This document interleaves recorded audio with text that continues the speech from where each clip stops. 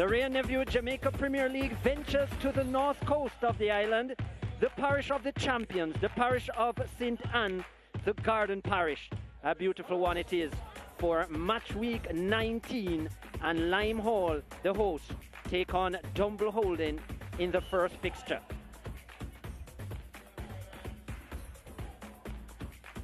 Lovely blue skies, a gentle breeze of 15 kilometers per hour across this lovely lush green ground. 29 degrees Celsius at the moment, and a pretty high percentage in terms of humidity at 61%, but we like to think as the breeze continues that percentage will go down. As we have a look at the fixtures for match week 19. As we said, Lime Hall in the first fixture will take on Dunbeholden. Mount Pleasant will do battle later against Tivoli Gardens. What a matchup that will promise to be, second versus third. Montego Bay, they take on Humberland. Portmore do battle against Harbourview in that ever big rivalry. Treasure Beach, they have work to do against Malines, as there's a relegation scrap there. Malines in 12th, Treasure Beach in 13th. Can they close the gap, the team from the south? Cavalier, they host Vere United, and Waterhouse, they come up against Arnett Gardens. Of course, Waterhouse in 6th, Arnett Gardens in 5th, and this is how the table looks at the moment. 2 automatic spots through to the to the semi-final round is Cavalier and Mount Pleasant at the moment, 1 point in it. Tivoli, Portmore, Arnett and Waterhouse finish out the top 6, and you can see there between 1st and 5th very close, but then a gap between them, 5th and 6th, and then 6th to about what, 9th position, pretty close as well. Dunbeholden just outside of the playoff spots, and they could leapfrog Waterhouse for the time being into that 6th position with a win today. Treasure Beach and Lime Hall in the relegation zone, and lots of work to do. 8 points from safety for Treasure Beach, and Lime Hall, well, just 2 weeks ago had their first win, 9 points from safety. Let's hear what their coaching staff had to say first out, and their technical director, Vanny Clark, was with Dwight Jeremiah.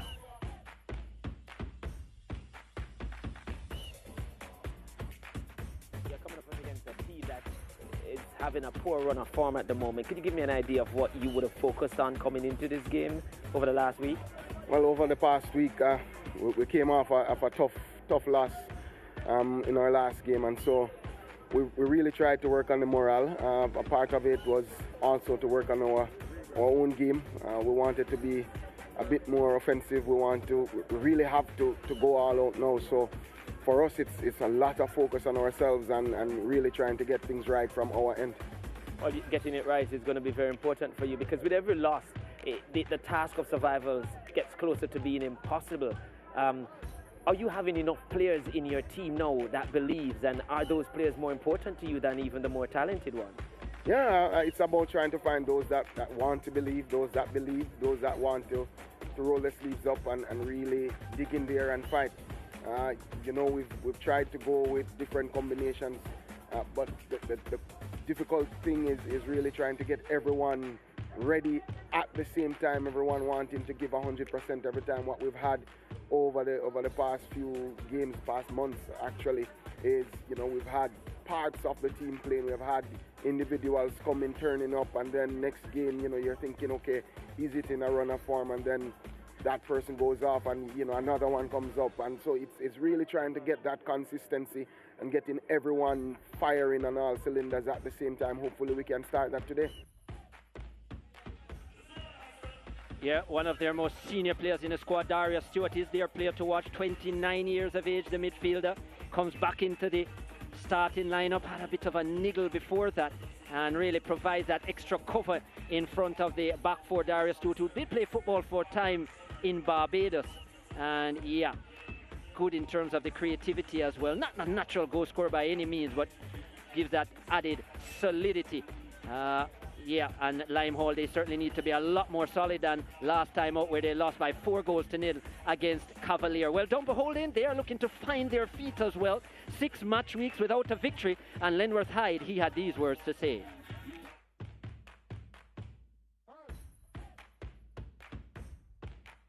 Coach, no wins in your last 5 outings. What would you put that down to? Finishing, you know, we need to continue working in front of the goal. We have to put away the chances. We have worked this week feverishly on that aspect of the game. But even though we're not scoring, we're still giving up goals. So it's a total holistic approach we have to take today to try and get back up into the top 6. You know, that's the aim, that's the mantra of the team. We want to get back into the top 6. We acquired some new players for the past 2 weeks. We've been working on them to get them to build that chemistry. You know, when you're having new players coming into the team, it's a different kettle of fish. You have to work extra. You have to get that chemistry there going. You have to get that chemistry going. But it's looking pretty good so far. And I hope today is the start of something new for Dunbeholden. Talking about something new, a lot of your troubles have come when you've traveled. Really, when we look at the statistics, more favorable when you're at home. What would you think? We played 2 games at home, the last one and drew 1. So it's both ways, you know. So we just have to build that chemistry amongst the team, and that is my thing, you know. It takes a time to build a new team. Remember, we lost most of our players to Mount Pleasant when they went to the final and the semi-final. So it's a total different team now. So it's going to take a while to build that cohesion and that chemistry. And I know how to do that, and we just have to continue work. We're going to lose games, we're going to draw a game, but down the line, what we want to achieve down the line. So we will continue work, and we'll build discipline in the team, and some rules and regulations we have to carry into the team, and let the players them know that that's how we want it go. You know, so that's the area what we are working on right now. Yeah, lots of work for Linworth Hyde and his team to do. Stephen Williams, the player to watch, 33 years of age now. He's been around a long time. Did win Premier League titles with Portmore United. Spent a long time at Waterhouse as well, Stephen Williams. Just 1 goal this season, 24 in his Premier League career. And he'll need to be on that scoring sheet again today if Dunbeholden are really looking to do damage. Big task for both these two teams. And yeah, we await action. We go to a break. When we come back, we'll have starting lineups, walkout, and match play.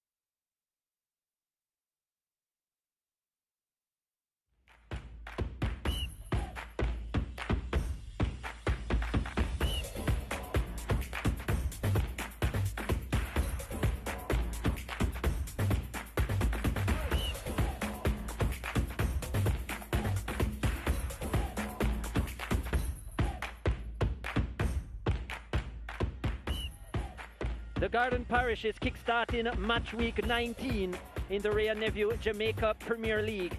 The Garden Parish, and they host Limehall and Dunbeholden in this first matchup at the Draxhall Sports Complex. Wonderful weather here on the north coast of Jamaica. And these two teams are ready to do battle. Limehall in their full orange with navy blue trim. Dunbeholden full blue with red trim. And both in really bad form coming into this fixture.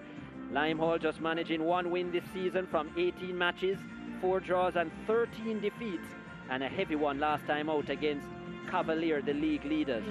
Dunbeholden, no wins in their last 6 match weeks. In fact, their last win was a 2-1 win against Fair United on the 3rd of January. And Lenworth Hyde and his team, lots of work to do. So many talented players in the squad, but they just can't seem to get positive results regularly. 2 draws in a row for them. And they'll be looking at this fixture against Limehall. We're really struggling in this league. Both of the newly promoted teams in the relegation zone, and based on what we've seen so far, with an 8-point gap, it looks as if it may just be a solo season for both. Chris Taylor, my name, Dwight Jeremiah with me as well. And Dwight, interesting perspectives in the interviews, but what it did sound to me was that there was a lot of confusion. We get back to that before we look at the match officials. Andre Farquharson, the man in the middle, Ojay Duhini, is actually substituting in this lineup. It will be Nicholas Anderson as the first assistant, Andre Smith the second, and Kevin Morrison. It actually will be Carvel Banton who is the fourth official. So some changes in the quartet of officials. And yeah, Dwight, it seemed to me like uncertainty in both camps in that interview, frustration for Lenworth Hyde, and it just seems like both not really sure where they know where they need to go, but not sure how to achieve it. Yeah, having the destination needs to find the route to get there. But in terms of forms, both of these two teams really in bad form, and as amassed the same amount of points over the last 5 games. Limehall, they shape up like this. Still Jaheim Williams between the sticks. They'll be playing with a 4-3-3. Damani Sewell, the captain. Darius Stewart is back into the starting lineup. The player to watch, Rohan Sewell, will play in one of the wing-back positions, as to Jimoy Jones, Devontae Redman, Marlon Pennycook, who was shut down in the last game. Such a talented player, 2-footed as well. Seji Anderson, Campbell Miller, and McCullough will complete the lineup. They are coached by Hopton Gilchrist. Yeah, they're going to have to find a way. I mean, they've won their last game here. They're going to have to cling to any hope, and that's the biggest hope that they'll have. Dunbeholden, they revert back to their 4-3-3 lineup after playing with a 4-4-2 for some time. High up between the sticks, the ever-present and 2-time winner with Arnett Gardens, Ricardo Thomas, and Devontae Hunches, the youngster, brought into that centre-back role. Of course, he would have known him very well, Lenworth Hyde at Clarendon College. Wilkes, Powell, Sigree, Winter comes into the starting lineup. He'll play at right back. Marlon Annell gets the start over Nicholas Nelson in the centre-forward role. Stephen Williams, the player to watch. Fabian McCarthy, one of the best midfielders in the league, and the young Dwight Merrick, who is here on loan from Mount Pleasant. Yeah, a few players from Mount Pleasant on loan, and Allen getting the start, but noticeable absentee is Watkin out, and we'll see how they play. It's a player that plays with his heart on his sleeve, and is one that I really think gives his all every day. Whether or not bringing in Hodges will help. Yeah, Devontae Hodges played up to last season in the Schoolboy League in the Da Costa Cup, a winning team of Clarendon College. And yeah, he comes in instead of Watkin. I definitely agree with you. Watkin plays with a full heart for sure. Not necessarily in terms of the way Lenworth Hyde wants to play, in terms of playing out of the back. He loves touches in his back line, and I know Watkin is not the most savvy when it comes to that, but yeah, I think for some seasons he's been one of the better centre-backs in the league, and been in pretty good goal-scoring form. 2 goals this season, equaling his best in a Premier League season, Watkin. And he's dangerous going forward. Since the turn of the year, Dunbeholden, they've only scored 2 goals. Watkin got one of them, Nelson the other. The other was our own goal that was credited to them, scored by Bailey from Mount Pleasant. So, yeah, he had something that, not just defensively, but something they've struggled with since the start of the year. In fact, in their 6 games so far. Just those 3 goals, as I said, credited to Dunbeholden. He said, Coach Hyde, in his interview, that is something that he has worked a lot on this week. Whether or not he'll see some improvement in that regards is going to be... You mean in the 6 match weeks that they have been void of victory? Yes. Right. The barren run. The barren run, I should say. Just 6 say goals. that, yeah. No, certainly agree. And when you look overall, Dwight, just 16 goals in the entire season. They've already played 18 matches. And there's Vanny Clark, the opposition, the technical director at Lime Hall, was the sporting director for Mount Pleasant as well. Of course, both in the parish here of St. Anne, parish of the defending champions, Mount Pleasant. And no. And I want to just clarify that in terms of the goals scored, Chris, it is since the turn of the year that they've only managed that in those 6 games as well. 6 goals? Yes. No. 3 goals in those 6 games. 3 goals in the 6 games. It's been a real struggle. Yeah, it has been.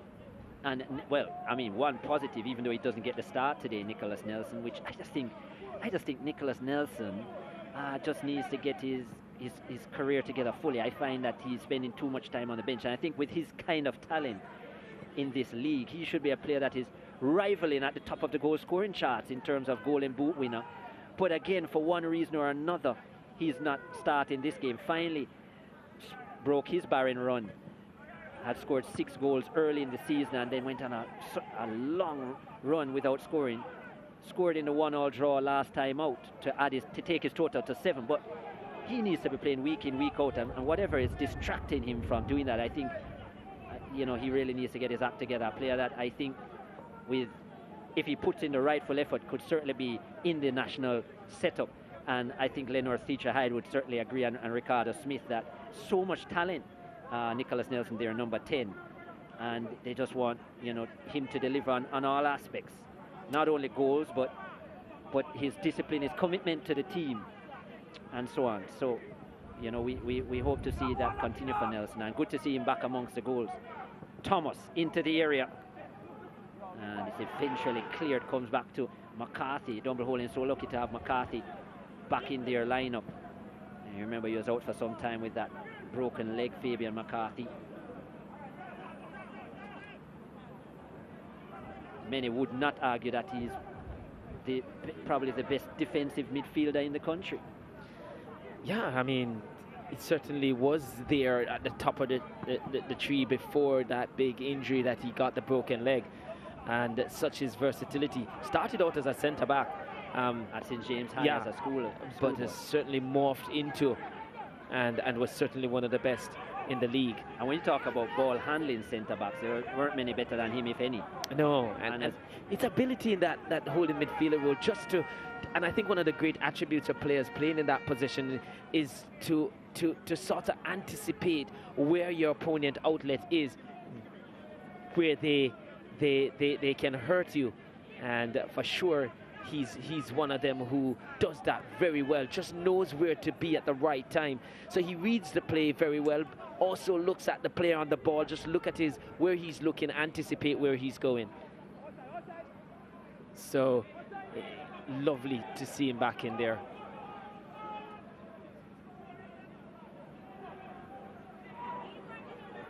Charles for Dunbeholden into the area. Finds its way deep to Merrick. Merrick does favour that left foot. Yeah, I guess the second touch just took it away from him, and Limehall just had time to now have 10 players behind the ball. McCarthy looking for Winter, can't find him. Limehall with a chance to break, and of course Marlon Pennycook right away looking to do damage. Mistake at the back. And here goes Pennycook, doesn't really have much help though. Pennycook can go left and right. Very direct player and wins a corner. Good job from Marlon Pennycook there, number 8. He was closed down so well by Cavalier. He was double teamed on most occasions and forced to play with his back to goal. Nullified him. Yeah, and that breakaway just now, I just wonder if it was the bounce of the ball at one point which prevented him going forward much quicker when he was ahead of the defender before the defender had a chance to recover. I think it might have been the bounce. Let's have a look. Well, it didn't go back to where the pass came to him. Would have loved to seen we take it back a bit to where that pass went to him. that bounce, I think he was ahead of the defender, having the defender miss. Yeah, Wilkes. Zachary Wilkes, who is now down injured. I think he got a bit of a hand to the face. There is Watkin and Nelson, who we spoke about earlier, and the rest of the Dunbeholden bench. Well, Ajuma Johnson, a free agent, a free transfer from Harbourview. So he's now, he lost his place in the starting lineup at Harbourview. Scored a goal this season, but has fallen out of favour. I guess you would say with Ludlow Bernard. Yeah, fallen out of favour. That's a good way to put it. Yeah, what a potential he is for Dunbeholden. Ajuma Johnson. Well, sometimes players just needs a new project, a new thing to deal with. Environment. There we see the ball now, just coming back. Just here, we're just a little bit behind him, so couldn't go forward as quick as he wanted to because he was ahead of him. And just then, when that ball bounced, well, initially he looked like he was moving too quick for the ball. He overran the ball because the weight for the pass didn't go in front of him. Chance into the area, cleared by Ricardo Thomas. A chance to deliver yet again for Lymore into the business area. The heads go up. Pennycook again, looking to get on the end of it. And is there a handball? Yeah, there is a whistle. I think in truth though, Pennycook, I don't think he timed the other well. By the time the ball got to him, I think he might have been on his way down, descending. So just couldn't get over it enough. A little bit anxious to get up there, and I think that would have prevented him even trying to get it goalwards, which he never did. A kick in a dangerous position for Lime Hall. Just about 20 yards out or so. 22 yards out. Players over it, including their player to watch, Darius Stewart. Carlos Campbell also interested. And no surprise that Pennycook in the mix as well. So I think this would actually suit a right footer with it from this angle, which probably would mean Stewart, but Pennycook has his eyes for it, I'm sure. It is Pennycook and it's poor. Yeah. Stewart deep into the area. And I think that's going to go out for a goal kick, is it? Ball out of play, corner, says Andre Farquharson. Yeah. Well, Smith indicated from his viewpoint that it was second assistant Smith, Gilchrist there, and as head coach, and Vanny Clark as the technical director, trying to do the impossible, some would say, to stay alive in the Premier League. 32 points is their maximum, is the maximum they can get to. Pennycook, and that was dangerous, going with the breeze, Pennycook, and darting into that back post, but Hyatt, so much experience, has tips it over. Yeah, it's not an unfamiliar start we've seen from Lime Hall this season, more so here at Draxall, where they really start the games well and they create opportunities. But when you have scored only, 8 goals in this now your 19th game, really it's difficult. Pennycook again with the delivery, this time towards the near post, flicked on, and it will be a goal kick. Not sure who it was at the near post for Lime Hall, but looking to flick it on. Not sure if it was McCullough in the end. It actually was Anderson who got the final touch. But yeah, Lime Hall, their only win of the season, did come here at home against Treasure Beach, that 1-0 win, and they've had some, as you said, impressive performances. They did hold Cavalier to a draw as well. And quite unfortunate in that game here that they should have won. It was in the 90th minute that Cavalier scored a handled ball. It was clear. I think you're being nice. It was 90 plus 6. Exactly. Yeah, so they should have.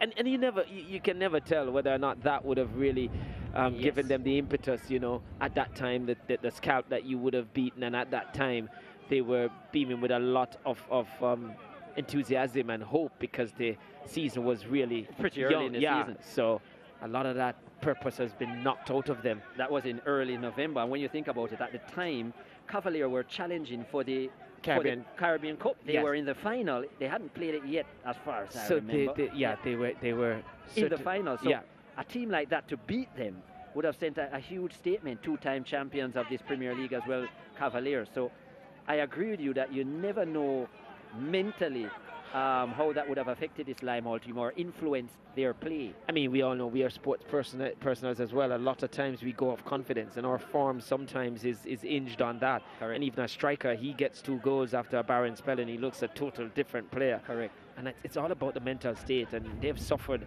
somewhat. I mean, Well, not always the case where it is a case where things have gone against them in terms of external factors. They too must take a lot of the blame for not putting a lot of the chances they create away. Well, that was in early November. It took them until, what, early February, was it? The first week in February for them to execute that first win. So 2 months later, or 3 months later, I would have to say, for their first win, it actually was on the 4th of February, that win over Treasure Beach. So, yeah. Limehall, it's taken them some time, and then after that win, they would have been hoping to produce a much better performance against Cavalier. Second time out just wasn't to be. Cavalier had learned their lesson, and a much different team now, Cavalier, in terms of, well, their physical state. I thought they looked a bit tired in the early part of the season because of all the football they were playing, but now they're a well-oiled machine, and a big 4-0 win. Chance across the area for Marlon Allen with a strike, which is blocked. Dunbeholden. Again, the defending was loose from Limehall, and they're lucky to get away with it. Yeah, I mean, how do you pass a ball across your goal like that? I mean, you just boot it out then if your back is to the upfield and just reorganize your team with a corner kick. That's like saying to Dunbeholden, here's a gift, unwrap it if you can. And they couldn't on that occasion, but they don't want to play with fire like that. And I guess that chance epitomized Dunbeholden's form in recent times, just unable to find the back of the net.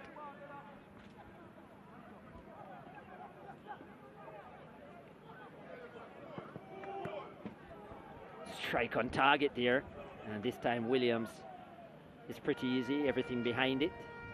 Marlon Allen, who scored 2 goals this season, but it was in the shirt of Mount Pleasant, and here on loan as well, just like Dwight Merrick. So quite a few players coming in for Lenworth Teacher Hyde, who, as Dwight has said, has been starved of results, of positive results. 6 match weeks without a win. And so, yeah, they have benefited. Of course, the sporting director at Mount Pleasant is a former sporting director of Dunbeholden, Paul Christie. And 3 players coming over to Dunbeholden. I mean, Teacher Heidi did say that they had lost a lot of players a season or 2 ago to Mount Pleasant. Quite a few. Yes, and he didn't say the favor was returned. Yeah, Merrick Allen and Damari Deacon, the players to come over. Damari Deacon not in the match squad today, but yeah, Merrick and Allen in the starting lineup. I think Ajuma Johnson, a big signing as well from Harbour View. Yeah. Yellow card shown to Marlon Pennycook.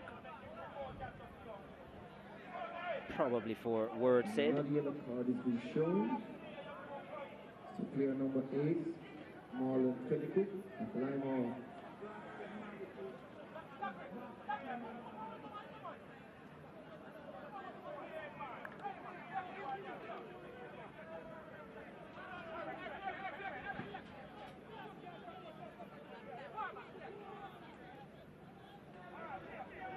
Free kick for Dunbeholden.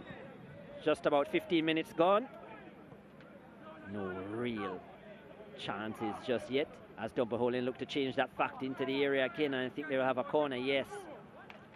Marlon Allen, who's seen quite a bit of it in these opening stages, driving into the box.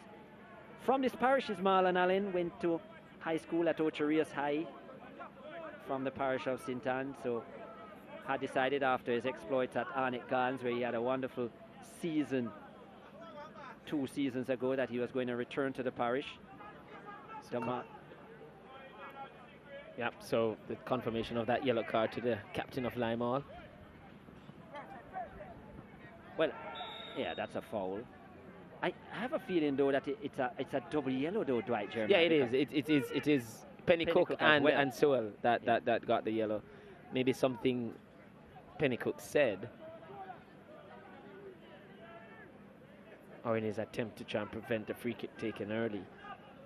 Yeah, the Lime Hall captain in the book, Damani Sewell, and yeah, he will have a big task today, so certainly has to be careful now. Well, and you'd like to think that Williams and Allen would be quite aware of that and look to put him under added pressure. The words are that dissent, the reason for both yellow cards. So very unlike Sewell, who's supposed to be the person on the field for Lime Hall instilling discipline. Yeah, probably comes with a lot of frustration too. A team not winning, not doing well. Here's Allen. Plays it out wide to Thomas, who is overlapping. Our natural wing-back Ricardo Thomas, and he's quite two-footed as well. We've seen him actually take penalties with either foot at different occasions in the same match. Makes it difficult for the goalkeeper. Yeah, that doesn't happen very often. This time the delivery is with the left foot. It isn't good. And a chance to clear the Dunbeholden skipper Ricardo Thomas, who's played at the national level for the senior reggae boys as well.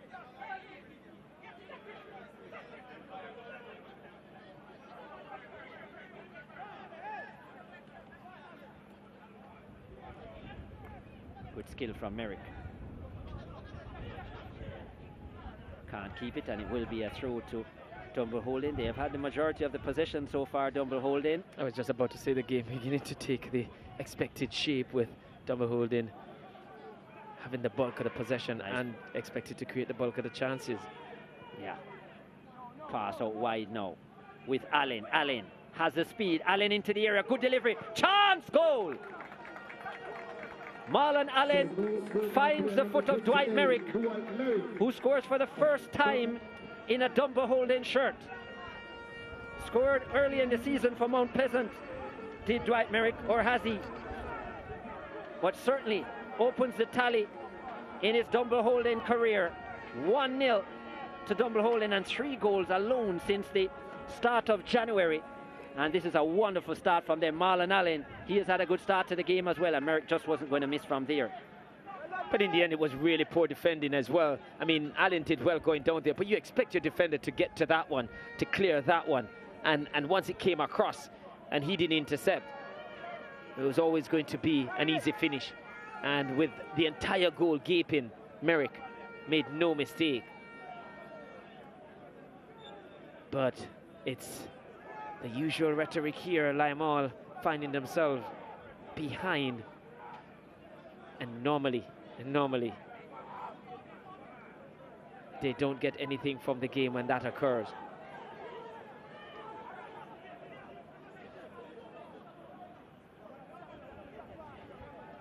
I mean, Redman was the culprit. He just flat-footed and jabbing at that ball coming across. Needed to be more nimble and just to get into the line. It wasn't a difficult cross either, and that should have been dealt with. Went through the legs of the defender from Marlon Allen. I mean, big credit to him though for using his pace to find the space on the left-hand side. Yeah, I give him credit for that, for getting down there, getting away from the defender. But well, the cross as well. Yeah, but the cross, you know, as a coach, I'll always I can see the frustration on your face even from here, and you're not coaching this team. It's difficult to see those things, and at this level, I mean, you're not talking about, and I won't say schoolboy football, because there we have Algis at the other end who defended well in schoolboy football. But you could say that, because at schoolboy football you can accept a lot of those mistakes because they're juniors. But yeah, at this level, even if you find a schoolboy footballer who is now playing in the Premier League, the expectation is that his level has to be a lot higher. Exactly. That's more like Sunday morning. When you and I probably go out at this stage now, Chris, to have a kick I would quarrel with you if you allow that to go through your leg to a forward on the field. Exactly. I would be quite distraught. So that explains how bad it was. Yeah, Lime Hall, they've only found the back of the net 8 times this season. It's a big task. So you just can't afford to concede like that. And as you mentioned, I'll say it's the 37th goal now that they have conceded all season. Most in the Premier League, Lime Hall, and confirmation as well that it is the first goal of the season for Dwight Merrick. He has an assist to go with that, which he picked up in the Mount Pleasant colours, following up on his 3 he scored last season, Dwight Merrick. So Yeah, just the start Dunbeholden would have been looking for. Stewart into the air, nice looking delivery. And again, Dunbeholden do well with the clearance, and it does come to that man, Allen. And he certainly has the pace, Allen, and there he goes again. This time, he's well tackled. Yeah, I think Jones, it was Jamal Jones who really did well to keep pace with him. And not as quick, Jones, and but just made the timing well. Yeah, used his body well. In truth, though, Allen didn't really create enough daylight between himself and Jones just now. Yeah. Jones slightly bigger in body and using it on that occasion well. But I don't think he's going to win a foot race with Allen, so that's something that they'll have to be careful of. Here go Dunbeholden again, finding space. Merrick on that left foot. Oh, the shot is weak from Dwight Merrick. Didn't make proper contact with it. Just rushed into it. And a little bit more time that you'll see here. Once that pass came through, again defensively, you wanted that to be dealt with. Yeah, just the inside of that inside, more closer to the toe, the big toe area, really didn't strike it well. Rohan Swildo, the number 21 for Limehall, has got to be defending better than that. I mean, in the wing-back position. I am surprised, I have to say, with all the changes made at the technical level. I mean, you come into a team like this, and when you look at the stats, 30-odd goal conceded at the time, I think, was 32. I mean, you have to look at organization first up. I mean, that's what you do first up. Yes, it's a difficult position because you want points, but you get You're not going to get points if you keep conceding like exactly. that. So you put a basis that maybe you can walk away with a point. They've drawn 4 games this season, and maybe you would have been better off with 4 more points. Now you would have been, what, maybe at 11 points, and that's 5 off safety. You have to look at organization first. And I don't see a distinct shape of this Limehall team without possession. And just the basic defending starting with has been poor to look at times.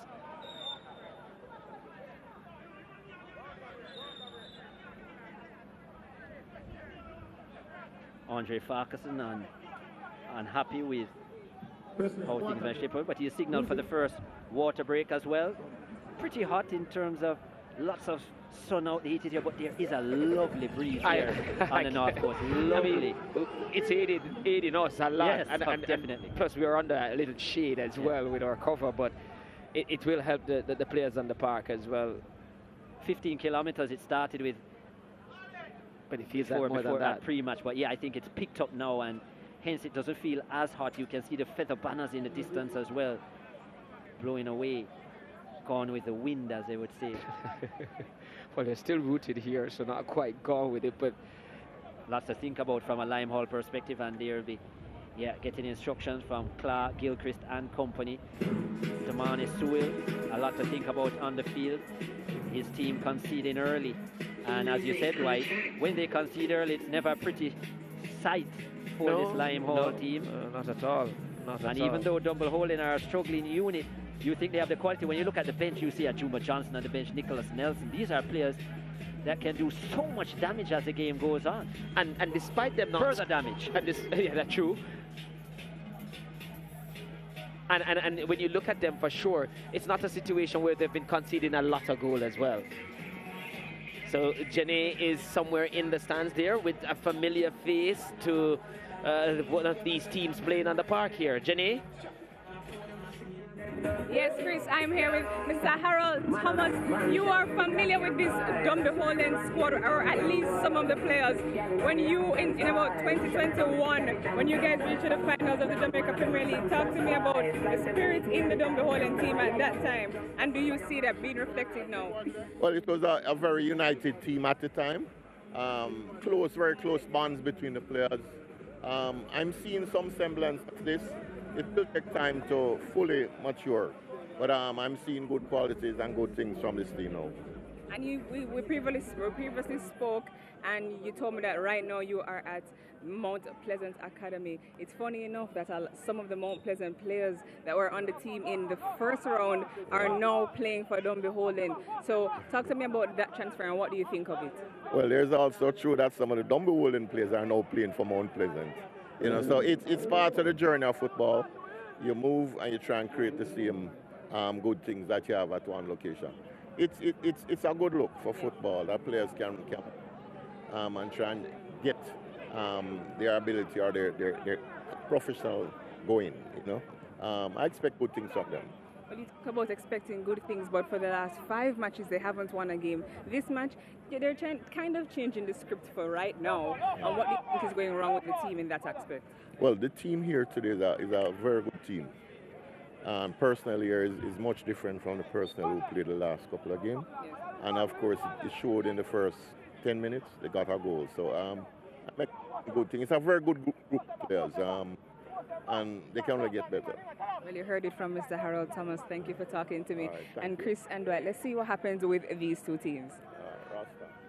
Harold Thomas, always good to hear from him. Now spending time at Mount Pleasant in their academy as well, Harold Thomas. And yeah, had the reins here at Dunbeholden for some time. First remember him when he did great things at Rivoli, who was once in the Premier League.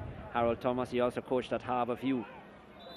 And of course part of the unit of Dunbeholden when they went to the final a few seasons ago, only to lose that one.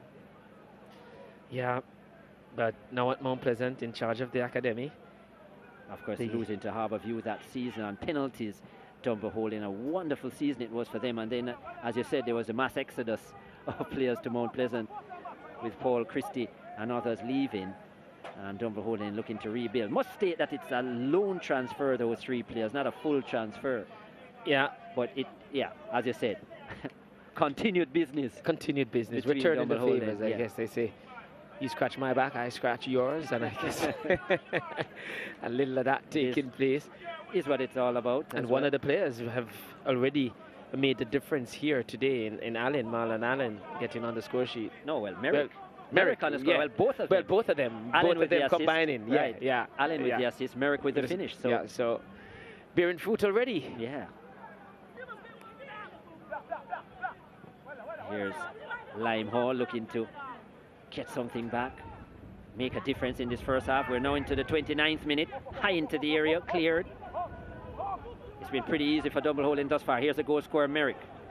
Looking to thread that through, but doesn't work. And then, well, Darius Stewart. That was ambitious from almost a half line. Just atop the center circle, they're looking to try and get past Hyatt in goal. Has scored 1 goal this season, Darius Stewart, but I'm pretty sure not from that range. no, yeah.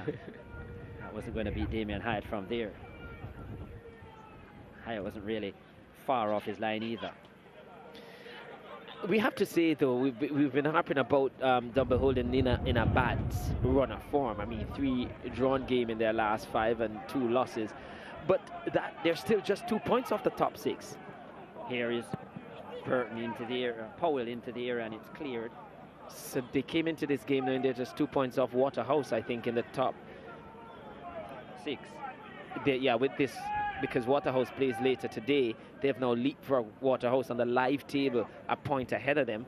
So if they were to go on and win this one and Waterhouse lose their game, then for sure they would be ahead of them. They have an inferior goal difference to Waterhouse if Waterhouse were to only get a point.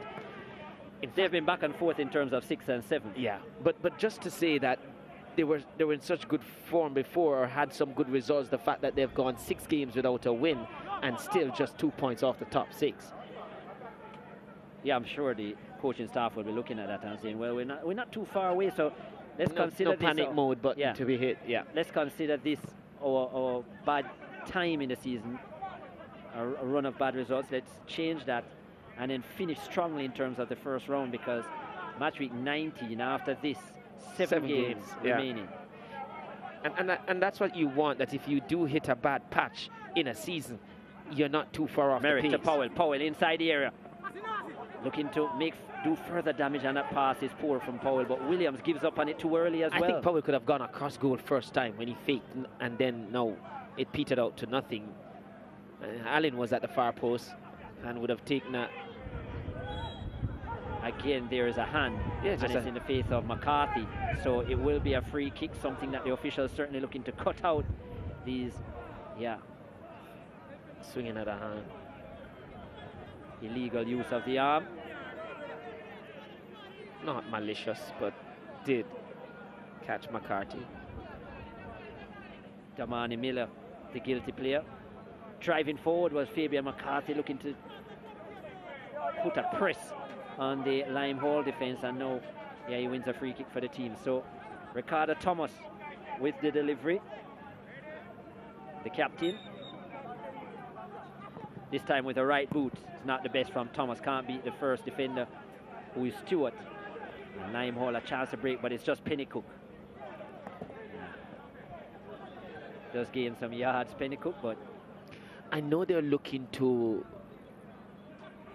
try and prevent Dunbeholden going further ahead. But I mean, the situation that Limehall is in, they have to have, I think, another outlet or a runner, so to speak, because then what you have is that once the outlet is just Pennycook and they pass to him, both defenders can have their attention just focus where Pennycook is, rather than have it split with a runner on the other side where Pennycook may look to pick up and then switch to the other side, or have a runner going through the middle. So I think at their stage and what they're searching for in the season, they can't afford to leave 3 up. I mean, yeah, I agree. They have to be going after results at this stage in terms of wins. Getting draws at this stage won't save their season. Let's be frank, and they're not going to avoid defeat in all of their matches either. Highly unlikely, highly likely. So 3 points. They should be chasing that most times. Allen into the area again, but this time he can't keep it in play. But yeah, so Limehall, I think this is a point of the part of the season where they just have to take a bit more risk in their play. Coach Van Clark did say, or the technical director did say in the interview pre-game, that they have to go for it based on the stage they're at now. Focus on themselves and go for it. You have to be a lot more positive. And persons just have to deal with it. I mean, you can't have, if they leave 2 or 3 up top, then Dunbeholden will be forced to leave 3 or 4 up top as well. And you have mean at the back? At the back, yeah, at the back, sorry. So the other players for Limehall, deep to those defensive, they have to deal with it. You have to take that risk. They have to deal with it.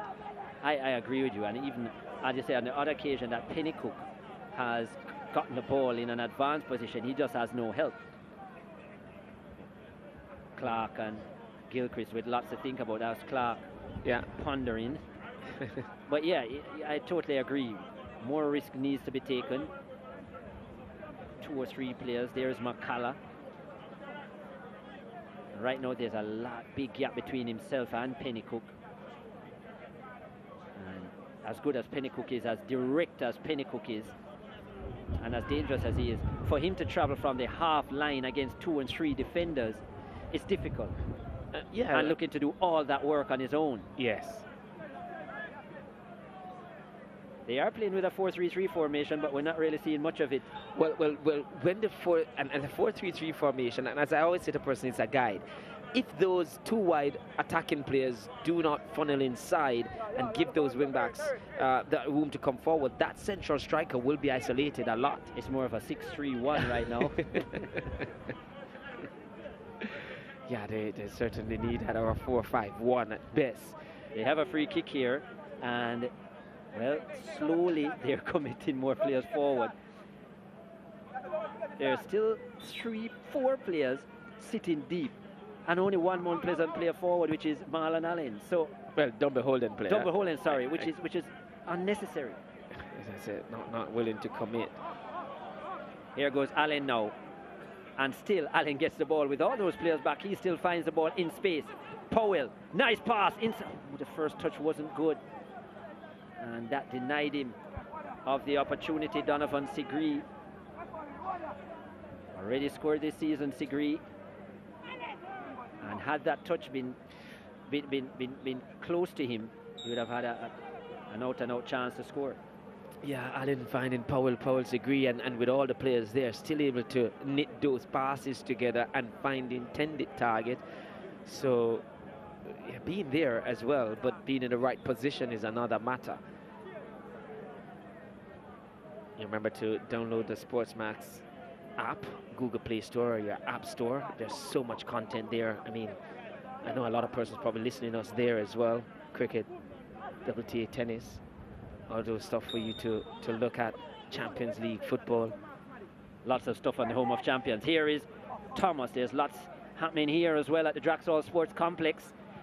Dunbeholden with that 1 goal advantage. Dwight Merrick, the scorer. And Marlon Allen on the ball now, the provider.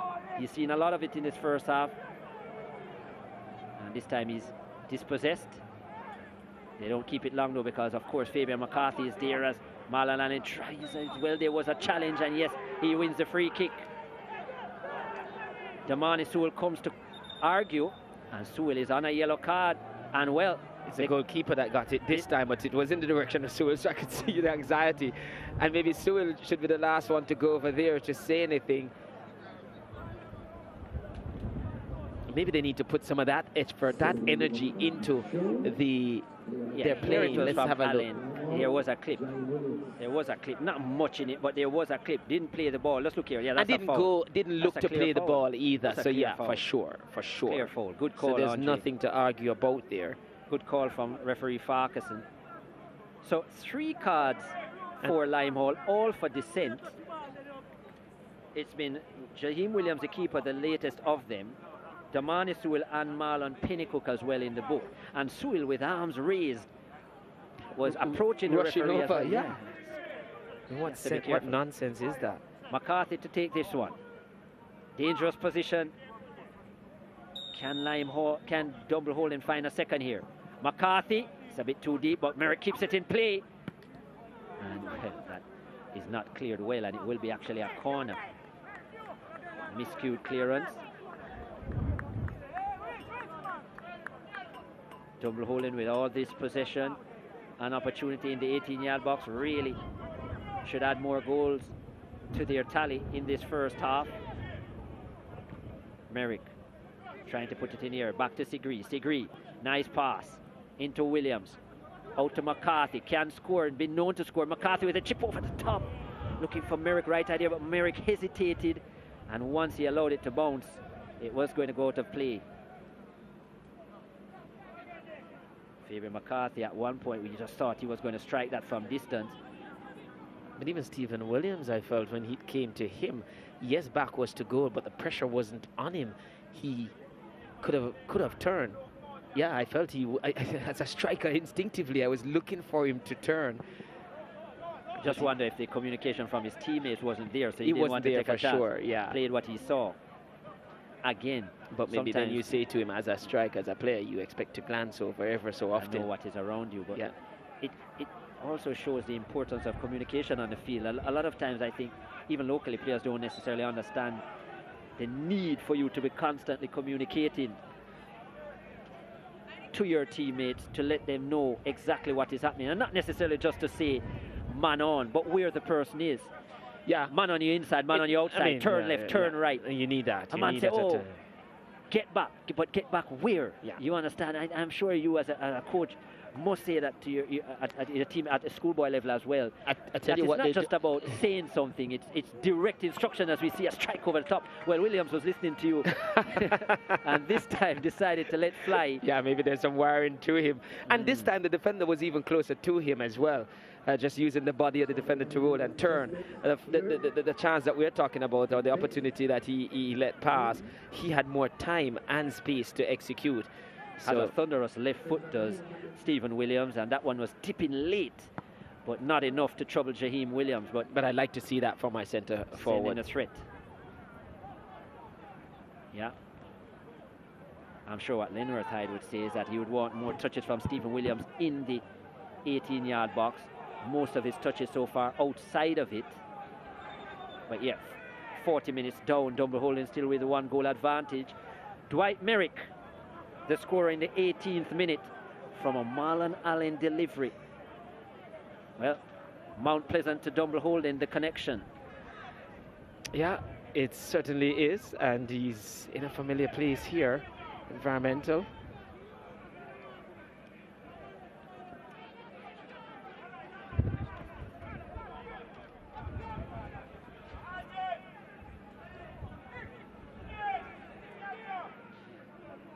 Just look at the time and space. McCarthy has to ping this one out to Merrick. Merrick, the touch isn't bad. Falls to his foot. Merrick, chance! Oh, that's a crazy miss from Dwight Merrick. Just went for power, wild swing. All he needed to do was to place that beyond Jaheim Williams. And what a chance wasted for Dunbeholden. Merrick should have had 2. He holds his head, but he will regret that miss as the season goes on. Yeah, McCarthy given the time and space to execute that ball over the top, and Merrick defending was poor again and got onto the end of it despite almost being put off by Powell. But when you look at the strike, yeah, just hit it with the outside of the instep, didn't wrap around it, and needed to show to me a little bit more composure. It looks rushed, the attempt, just looked rushed. Yeah, went for the instep, not saying that the instep was a bad technique to use, but rushed it, just snatched at it. I think the rush was the part. I think with that, as you say, with the composure and the time, with that bouncing ball, could still have used a wider surface here on the inside of the foot, and just place it beyond Williams. Williams was totally exposed. And it was perfectly, the bounce was perfect for him to open that body up and curl it into it. Williams had not closed the angle, which meant that the goal was wider for him. On target in that area, he scored. So Williams was not a factor. Yeah, it's a bad miss for Merrick. But I think that is why they've only scored 3 goals since the turn of the year, or 2 rather, given an own goal when they played Mount Pleasant. But Coach Hyde would be disappointed because he said he spent a large chunk of their preparation coming into this game focusing on finishing, because yes, the games you look when they've lost games 1-0, 2-1, they haven't been conceding a whole lot, but scoring has been a problem.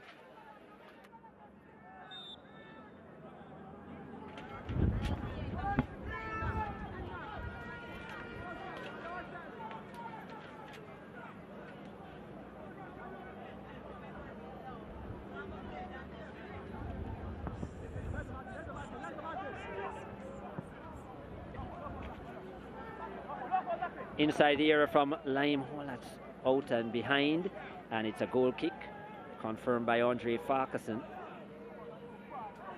Jerome Waite is here early. He will do battle against the champions after this, Tivoli Gardens. It's second versus third. Mount Pleasant in second at the moment, Tivoli in third. Just 2 points separating them. What a battle that will promise to be.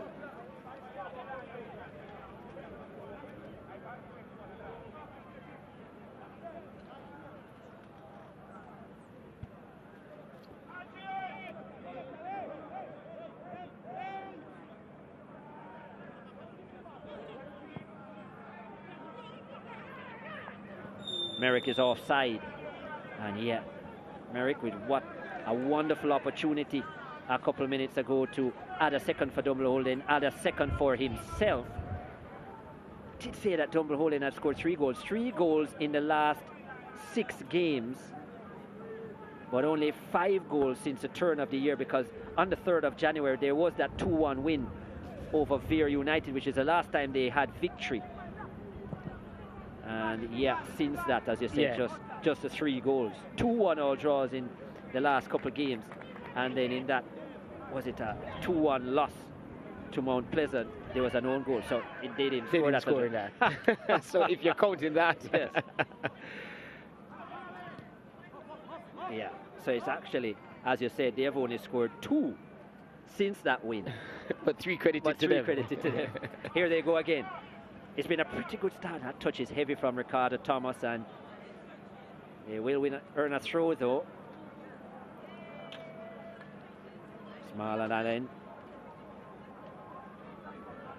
Not as prolific a season this year as he had over the last 2, just 2 goals so far in his season. And he's wondering that since he gets more game time in the shirt of Dunbeholden, if he'll be able to add to that. Has looked pretty good in this first half, has seen a lot of it, created the goal. Yeah, he has been one of the, as well. Probably the best player on the park, definitely attacking wise. 45 minutes complete. We're in stoppages as Limehall is doing more defending. Into the air from Winter. It isn't good, and it's out for a throw. 4 minutes confirmed of stoppages.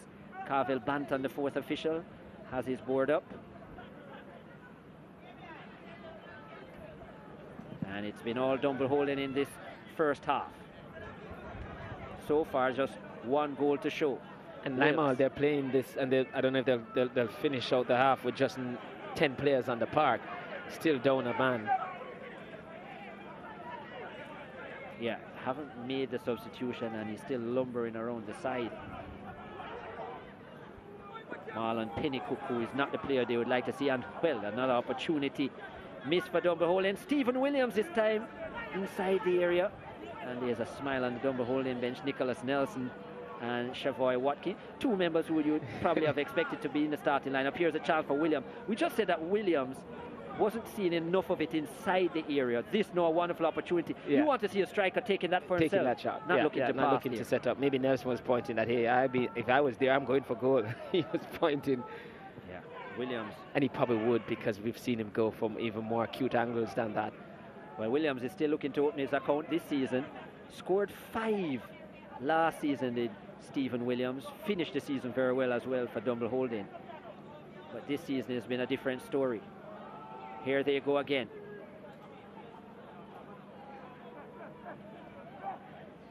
Donovan Sigree. One of those players, even though he did come across earlier, came across from Mount Pleasant. Donovan Sigree at the start of the season for Dunbeholden was out due to injury in the latter part of last season, and such a good player.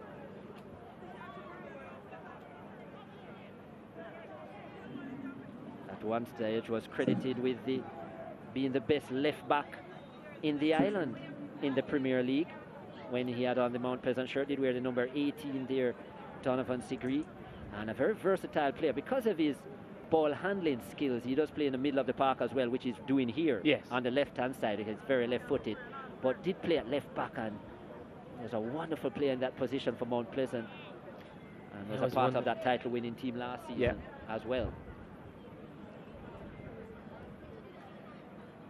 The Tivoli players, Vishanal Harris is in the house, as well as Alton Alkaline Lewis, who they will come into action against the champions in a couple hours or so. Vishanal Harris joining this Tivoli unit. Remember his time at Arnett Gardens, where he really built his career, Vishanal Harris, before moving to Humble Lion. Vishanal Harris for some time, and now at Tivoli Gardens. 30 goals he scored in his Premier League career. Still looking for his first in the shirts of the orange and black. Oh, they're doing well, and that's a big match to come up later. I don't think in terms of pairing you're going to get much bigger than that at the moment. Probably only Cavalier Mount Pleasant would have rivaled that in terms of rankings. Here goes Pennycook. He's back on the park, Pennycook, and he's bundled off of it. Double team yet again. McCarthy says, look, you leave this for me. I'll do the ball handling here. And now plays it to the youngster Hodges, who is not the quickest, Hodges, and he lumbered to that one. Looks like he's gotten heavy as well, Hodges. I wonder if the off-season in schoolboy football hasn't helped his cause. Well, certainly it's suggesting that he didn't come over immediately from schoolboy football into it, but yeah, bulky. And he was brought into this team, I guess, because of his passing ability from the back, and that pass went wayward just now. Yeah, Hodges, yeah. This is a foul. Yeah, this was Hodges going across there. Strong challenge, but as I said, not the quickest. This should have been an easy pass for him, but just look how he lumbered over. He looks a bit heavy for me. He is a talented defender, Hodges, but I think as time goes on, he'll be looking to trim some of that weight, especially when he comes up against those speedy forwards. Yeah. Right now has to rely on his positioning and reading of the game. Yeah, you know how the off-season can go. We are approaching Easter as well. Seemed to have been a big off-season for him. The Christmas period, you tend to eat a lot more pudding and the Christmas ham. Well, I guess my size. It didn't show on you, Dwight, Jeremiah. No, my metabolic rate is quite high. I can do as I please. Myself and Jenny are in the same group. If looks could kill. I'm looking straight ahead in the game. Hodges the man to take the free kick into the area. Not a bad delivery towards the penalty spot. Comes to Allen. His first touch is immaculate. He's had a really good first half, Allen. Allen inside to Merrick. Merrick looks to turn one time. It's broken up. And that will be it for the first half. Andre Parkinson has seen enough.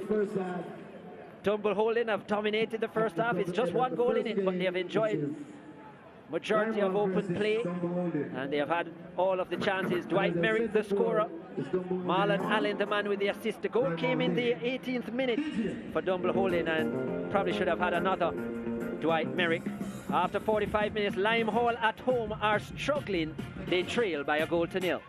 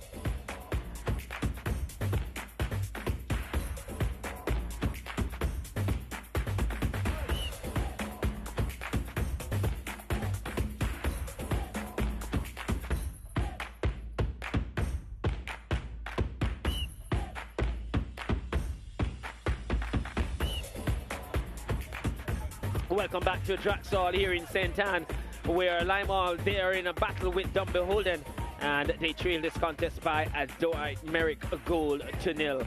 We'll take a look at the first half actions and just see how dominant Dunbeholden they have been. Limehall, they did start this one on the front foot, looking bright, not unfamiliar to them, but faded as the half went along.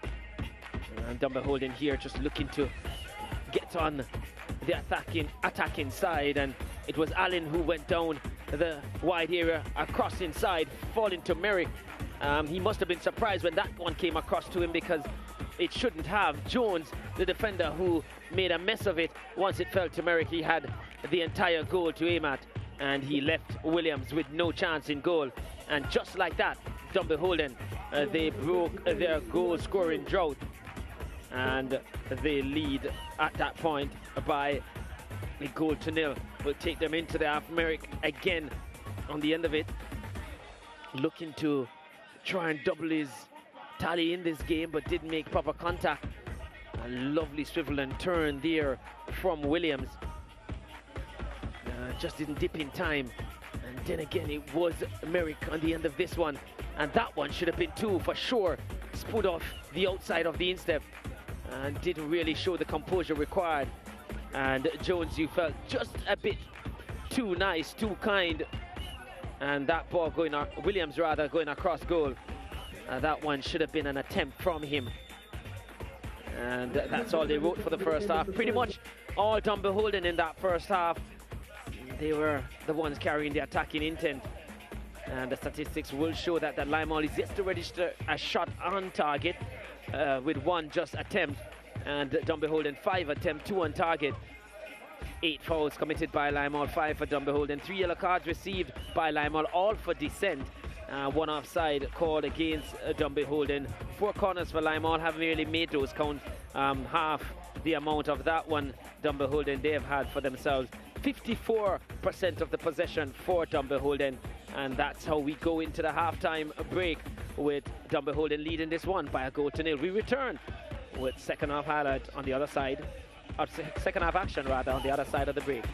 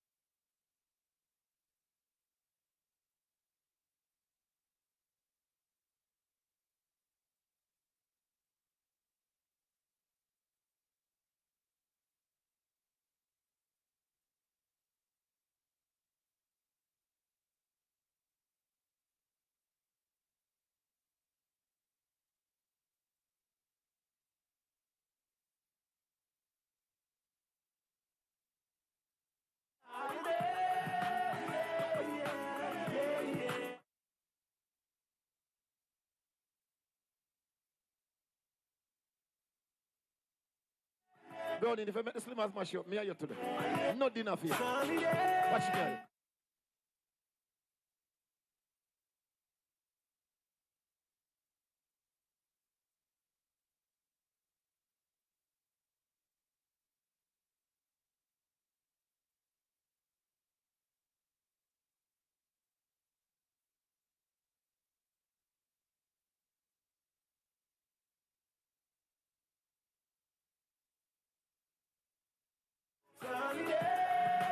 Slimmers, they are lead. At 3-1, they are lead Slimmers.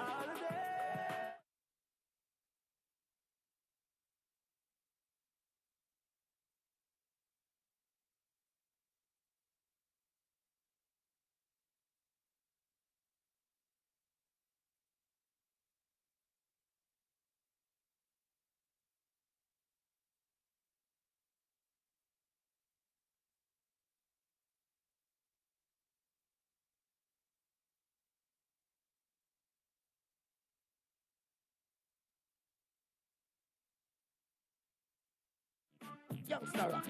Youngster rock.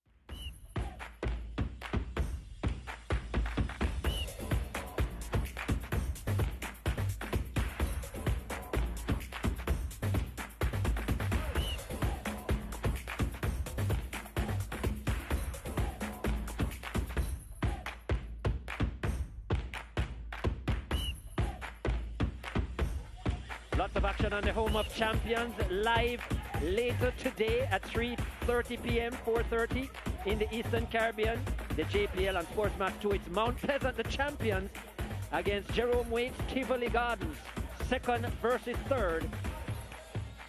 Don't miss it. In the first match here at the Draxall Sports Complex, in wonderful conditions, it's a 1-0 lead for Dunbeholden. A Dwight Merrick strike after 18 minutes against the hosts Lime Hall from this parish of St. Anne, the Garden Parish. And yeah, lots of work for Lime Hall to do. Just one win from their 18 games. They sit at the bottom of the table in 14th position. Dunbeholden, as it stands with their lead in the live table, have moved up to 6th in the final playoff spot, and leapfrog Waterhouse, who play later today. So yeah, 3 points, a big deal for this Dunbeholden team if they have visions and expectations of finishing in the top 6. Lime Hall, well, they are currently 9 points away from safety, and it's a lot further than that now, considering they trail after 45 minutes by a goal to nil and really have created nothing in the 18-yard box from the first 45. They haven't been adventurous enough, to me, Dwight Jeremiah, who is still here with me, for them to really say that they're really making that push. They're taking the necessary chances that they need to take. Yeah, I think they're still playing with the handbrakes up, and that's always going to be a problem going forward at the rate that you want to go at. And just leaving too many players behind the ball, just having one outlet. And then a lot of times that outlet, because it's just him alone, he's able to be smothered by the defenders that are left behind, just probably 2 at times from Dunbeholden. And because of that as well, Dunbeholden, they can afford to push more players forward. I really think they need to have more outlets and runners to be able to switch the point of attack when they go into transition, and the transitions would have to be much quicker with players just looking to run forward, much quicker to support the play once they win the ball back. I just think it's slow in that regards, and also not having enough target players upfield to really cause this Dunbeholden team a lot of concern. Well, you'd hope that coming out in the second half, we look to see, it's 45 minutes, that they'll want to try and get a win. And we say a win because, yeah, you'd first say you want to get back in the game on level pegging, but for them, they have to look at getting 3 points, because, as Chris pointed out earlier, 9 points off the pace, it's a long way off. Yeah, just 7 games to go after this, and the fact that they're 9 points away from safety, a draw just not good enough. A draw is just not going to get it done. So, to me, at this point in the season, you have to be throwing the kitchen sink at it. Considering you've only scored 8 goals, you've conceded 37. It's better you throw everything at it and say, well, look, even if we concede 50, at the end of the season, we have to die trying. You know, it's like in a final, Chris, that you have like 10 minutes or 15 minutes to go in the game. You're trailing 2-0. What was it? Lose 2-0 or lose 4-0 trying to chase it? I mean, you go at it. If you somehow can manage manage wins at this point in the season and you get out of it, fine. But if not, you're still going to end up 14th. Yes. So, or at least 13th in the relegation scrap. So, in a relegation position. So, at this point, as you said, definitely need to be a lot more adventurous. I would leave 3 players up front and hope for the best, and tell the defense line as well as Stuart in the defensive midfield. Yeah, just do as well as you can there. But to say that they're putting 8 and 9 players behind the ball with just 1 player up front, it still has shown that it's not good enough, because they're still conceding. Yeah. The second half is on the way, and Lime Hall with the possession right now, as they're forced to go back to Jaheim Williams, who's been under so much pressure throughout the season, and he hasn't had a bad season himself. Williams, he's a pretty decent goalkeeper, but most times he's been given a basket to carry water. Yeah, most of the times it goes that he has conceded, not his own doing in any way to be at fault on it. Just been badly exposed.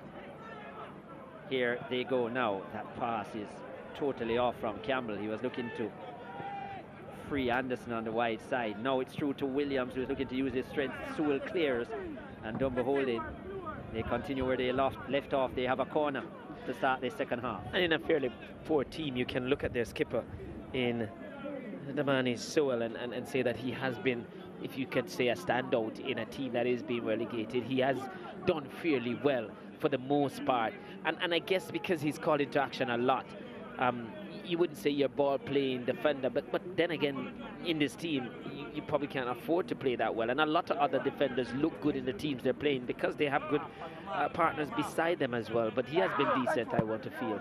Towards the near post, cleared by Stewart, especially in the early part of the season. Now look at the difference with Pennycook being able to play that ball and then switching the point. That's what we're talking about. A lot more. Nice. Into the area now. Chance across the box. What a chance.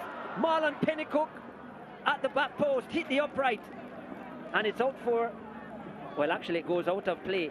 And it's a goal kick. What a chance for Limehall. Just like that, as you said, Dwight Jeremiah. Just look at it here now. Forward. Yeah. But this is the end part of the move. Good transitional play, sweeping attack. And yeah, you should have gotten that one on target, Pennycook. You want to hit the target, just the frame of the goal denying him. But the ball was able to play to him. He then had a link-up player inside. Then we were able to switch the point of attack because there was another runner. And that's the three that we're talking about, leaving those three up front. And you're able to worry Dunbeholden. If they do that 2 or 3 more times, then Dunbeholden, they will then start to think, maybe we have to have more players back here. And then that gives Limehall a little bit more breathing room at the back, or the pressure may be relieved somewhat. And that's a perfect example when they say the best form of defense is attack in that move. Yeah, Anderson getting forward on the left-hand side. It was a nicely weighted cross into the area that McCullough, their number 11, should have done better. Tyreek McCullough missed the right-footed attempt at first, and then it came across to Pennycook, as they said, weight upright. But Pennycook, it was a chance for him to add another goal this season. He's been their standout player up front, Marlon Pennycook, and what a chance for Limehall there. In the first 3 minutes of the second half, had they found the equalizer, well, you never know. Yeah, and they're keeping their 3 players up top, able to switch that ball towards the back post, looking for Pennycook. It stays in, but can't find Pennycook. And away by Winter. Better from Limehall. Most definitely. You can't tell me that you have all of about 6 or 7 players back, and they can't deal with it. You have to pull your 2 wide players back, chasing a game. Stewart into the area. Does find Campbell. It's pushed back now. Limehall being more adventurous now to the wide area. Looking for Jones, but can't find him. And now cleared.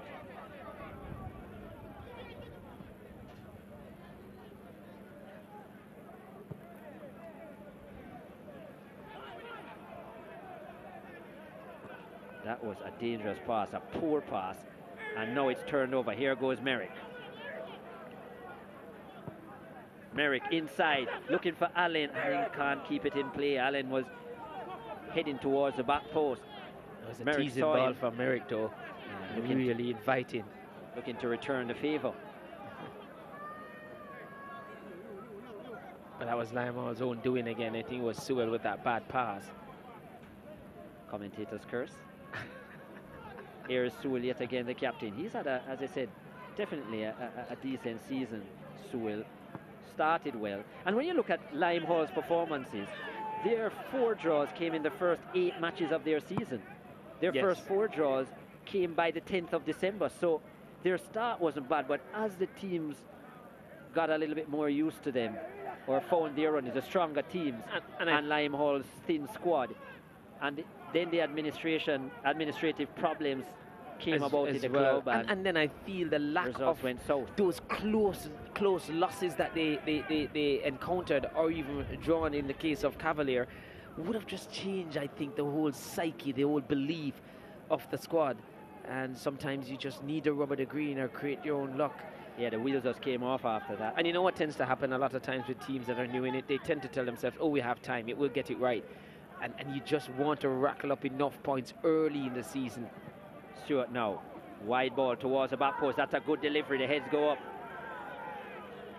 Challenge was Pennycook. And yeah, it heads through to Damian Hyatt. Good delivery from Stewart.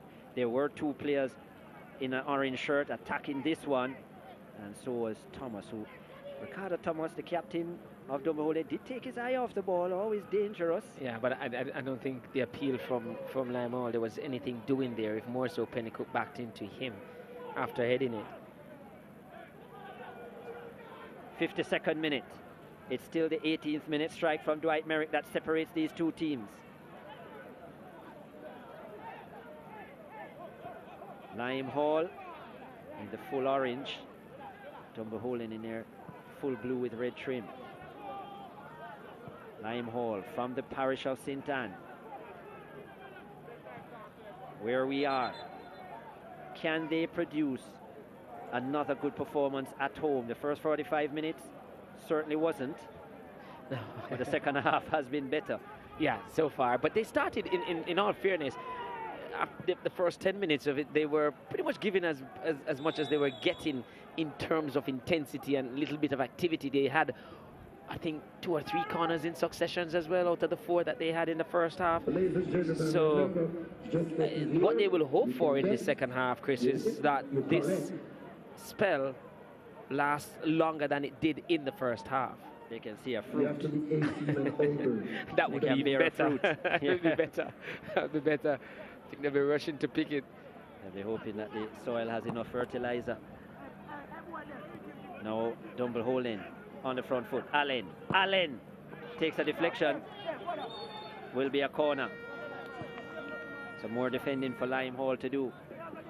Allen looking to cut in on the right foot. Allen, the best player in the first half for Dunbeholden, looking to pick up things where he left off.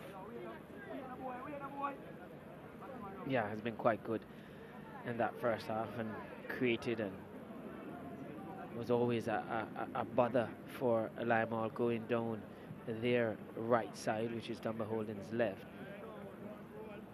This stadium getting more packed as the minutes go by because, of course, Mount Pleasant with a mouth-watering match against Tivoli Gardens after this. Second versus third as Sigree delivers this towards the near post. Nice pace on the cross, but too close to Williams. And there, Dunbeholden before now was leaving 2 at the back. 4 was left at the back because Lime Hall decided, even with that corner kick, they were going to keep 3 up top. So I guess they're listening to us, Chris. Yeah, so is Allen as he continues his mazy runs. Dispossessed though, and Stewart a chance to come away. More players being committed from Lime Hall. That's the way it has to be if they want positive results in the latter part of the season. Even if they go down, if they finish the season well, it will be impetus for them to continue that into Tier 2 next season and find their way back to the top flight. Yeah, warning coming from referee Farquharson. Darius Stewart. It's just a little bit too much intensity in that press. Farquharson just wants him to calm down a bit. I think he's just trying to spark his team into life, show some commitment and see if others will follow. Sometimes in a game, it's a teammate's action that really lifts you. Long ball into the air, looking for Allen, but he doesn't have much help. Looks to direct the header towards Powell. Comes back to Sigree. Now that searching pass, which Wilkes cuts out.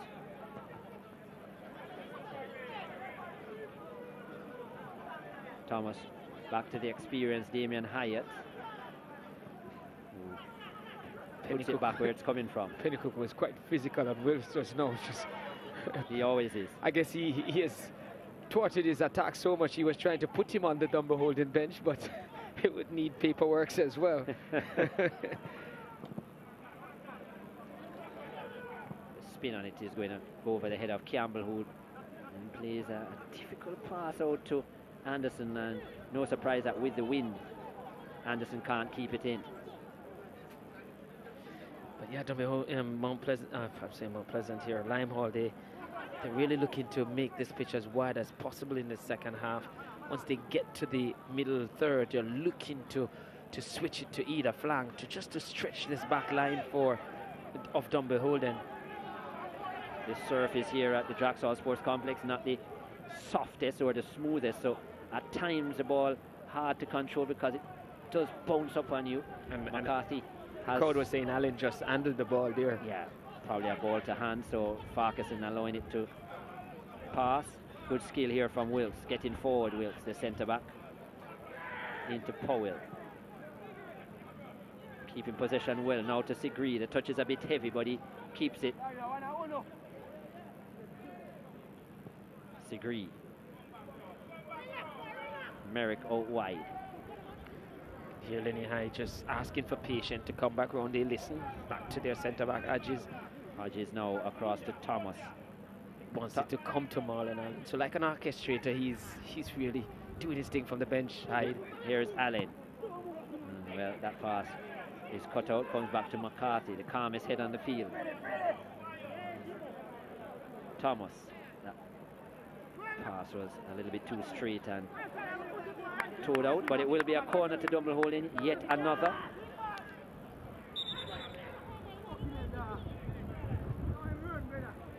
There is a player down. Is that Miller who is down? It looks like him. 58th minute.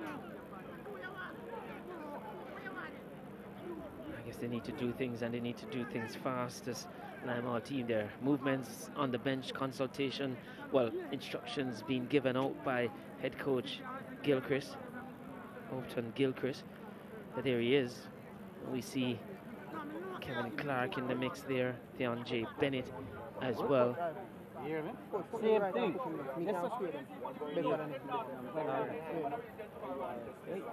Looks like it's going to be a triple change. Marlon Buckley, the other player, who's getting instructions. Yeah, and talking about the crosses in the box, need them to be more precise with it. Clark, we know, can do that if given the space.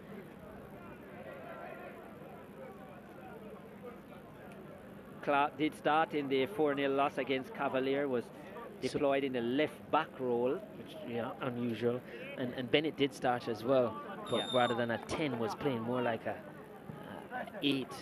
Into the area, and it's cleared on this occasion. Not a bad delivery coming in from Winter. Now Thomas. Yeah, not the best pass into Sewell, and he turns it over. Sewell, I should say, but Sigri. Here's Winter now. Thought about a strike from some distance, no goes. They should have stayed a thought from Winter.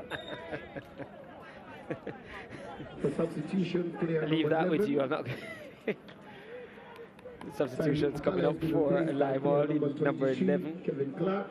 So Clark is on for McCullough. Tariq McCullough goes out. And that looks like for like, right back. Or is it? Well, no, they're right, going opposite way, so he's, yeah, right wing. And he did start his career as an attacking player, Clark. And pretty much, if he doesn't make it in this position, I guess he has me to blame for that as well. I did morph him into a right back, but was a right attacking player. Marlon Buckley comes on for Damani Miller, who doesn't recover from the injury. Miller. And also coming on Theon J. Bennett. And he'll be coming on for Sajay Anderson. Now, if that is like for like, then he'll be deployed to the left-hand side of the attack.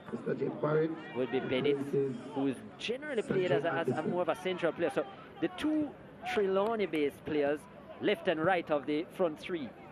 Yes, and playing more attacking than both of them are in recent times have been used to.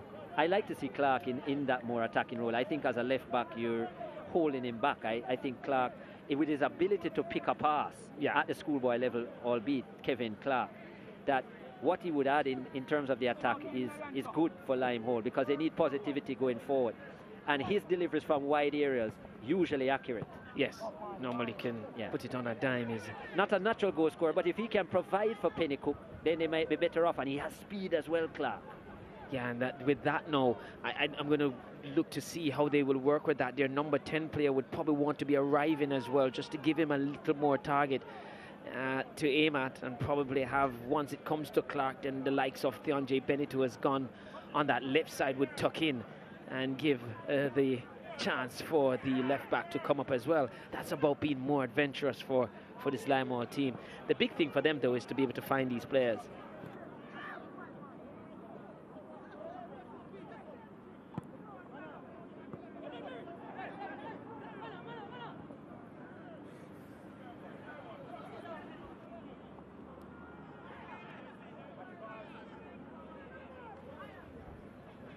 There is a player down, it's Marlon Allen. Not a good sign for Dunbeholden as they allow that to go out. Pretty tough character, Allen, so if he's down, not good. Holding the left instep, is it? Nicholas Nelson is warming up, their leading goal scorer with 7 goals. so as a few others. We can see Carlington, Blackwood going through the stretches. There's Nicholas Nelson, was in the national program at the point with the senior team. Did take his talents to Central America at a point. Just the consistency from him in terms of Guatemala he was. Yeah, he just needs to give himself and his talent a better chance to really make an impact on the game. This was the Allen injury. Is it a bad step from Allen? We don't see anything there. Obviously, it's not a challenge. Let's have a look here. Then we can't see a twist there. Is there a slap? And he holds the back of his left leg. The calf. Hamstring, calf. Yeah, it looks like the calf. Just the back of the knee where the connection was there a is slight there. twist? He is limping, Allen, so you think that might be it for him for the afternoon? It appears so. Walking off gingerly as well. Yeah, the indication from the physio or the trainer is that Allen has to be changed. He can't continue, Marlon Allen. He's, yeah, a lot of grimace he's showing. And let's see who will come in. I would think it would be Nicholas Nelson.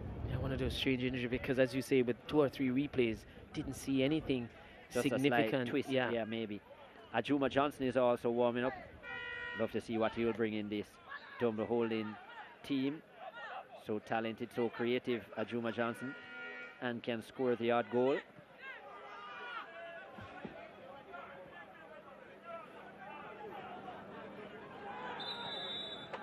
Handball, is it? Yeah, handball. Pennycook just trying to flick it around. There's been a change in terms of personnel setting up. Still 4-3-3 from Limehall, but we've noticed Campbell has been pushed out to the left side and Theon J. Bennett more into that number 10 position, which we would have expected them to go in once the change was made. That's his more natural position. Confirmation of the yellow card as Wilkes goes into the book. First player from a Dunbeholden perspective to see yellow. Let's see if it was quite deliberate here. Well, the hand was out, but quite yellow. I'm not quite. No, I wouldn't say yellow for that. Definitely not a deliberate handball. It was pretty obvious that he could do nothing about that. His hand was just but there. Handball call for sure because it was way out. I would agree. Free kick, so a chance again for Stewart and Pennycook. But maybe the position of the park is why the yellow card was given where it occurred. Pennycook the last time out, his kick wasn't good. Will this now be Stewart? Further out. Stewart with a strike on target. Is it a goal? Yes, the assistant referee says goal. Nicholas Anderson, the first assistant, judges that all of the ball crossed the line. No argument from Damien Hyatt. And Dario Stewart, the player to watch for this Limehall team, has found the equalizer at home. It's Limehall 1, Dunbeholden 1. We're in the 65th minute. And happy that he went for it and not Pennycook because his first kick was bad. And I guess that caused it. Now watch this strike here. Deflection and it looked to have hit beyond the line. Yeah, for sure. An eagle-eyed Anderson, a FIFA official. He has a reputation for this. I remember many seasons back, National Stadium. And let's have a look here. Yeah, that replay, would love to see it back. My producer, if you could give us that one back. But I think from the initial one, it did look over. Let's have a look here. I think it's a first bounce here. It's over, definitely over. That's an excellent So credit call to Anderson. And I said back then in schoolboy football, I think it was St. George's playing, and when he made the call that it wasn't in, and Bell was furious in a halftime interview. And then after the game, he came back and said, I have to apologize because he did get that one right. So not a FIFA official, well, a FIFA official for a reason is Anderson, one of the top assistant referees in the land. And to make that call in CONCACAF as well. Yeah, to make that call straight from it. Chance now, Dunbeholden driving forward. They have given up their lead after total domination. What a free kick from Darius Stewart. It's his second of the season. And Chris, it has come on the back from Limehall being a lot more positive. Yes, taking in the risk. second half. Exactly. Committing players forward. We spoke about Darius Stewart's ability from the dead ball, from distance. In the first free kick, you were calling that he should have taken it because it favoured him. Yeah. And instead it was Pennycook, which was poor. Blackwood has come on for Allen, the injured Allen. I'm a bit surprised that they didn't go Nelson, but yeah, Blackwood is on. He's already scored once this season, Carlington Blackwood. Dunbeholden number 29, and they will have work to do now.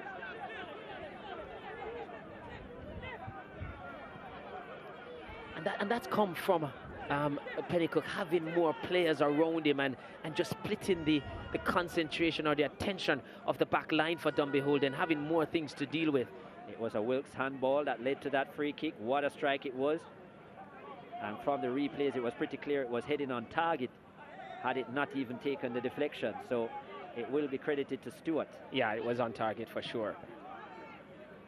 And a strike like that, it would be so sad to give it as an own goal, to take it away from the striker of the ball. It's the 9th goal on the season for Limehall. They're the league's worst attacking team. But that's a big goal. Their best results have come at home. Limehall, their only victory here against Treasure Beach 2 weeks ago. They had a draw with two-time champions Cavalier here as well. What a big moment in this second half. And it has come back to haunt Dunbeholden. Their last 3 games I'm looking at, Chris, they've scored just 1 goal in each of those games, averaging a goal a game. And when you look at it now, they are drawing this game, and they did those games before. No, they drew against Treasure Beach. They did a draw against Treasure Beach on the 11th of February, and they drew 1-1 with Portmore on the 4th of February. And they scored 1 against Mount Pleasant. Well, they didn't even score there. It was an own goal for Bailey. So whether credited or scoring in their last 3 games, they have averaged just a goal a game. The 4th game, the game before that last one, they didn't score. They didn't score against Sunderland. That was 0-0, and nor did they score against Arnett Gardens on the 15th of January in a 1-0 loss. And before that as well, against Harbour View, they lost 2-0 on the 10th of January. So you go way back, and they haven't really been setting the games alight with goals. And we see Gale coming on for them. Alex Gale replaced 28 Merrick, who scored. Yeah, so Dwight Merrick is off, the goal scorer. And we're going to see Nelson come in as well. Alex Gale scored twice already this season. A brace he scored, Alex Gale. Stephen Williams coming out as well. Yeah, no surprise. So we're going to see the big 2 on the bench coming on, as we had said, in terms of attacking. We're seeing Nicholas Nelson, and Ajuma Johnson is going to get his first set of minutes for Dunbeholden.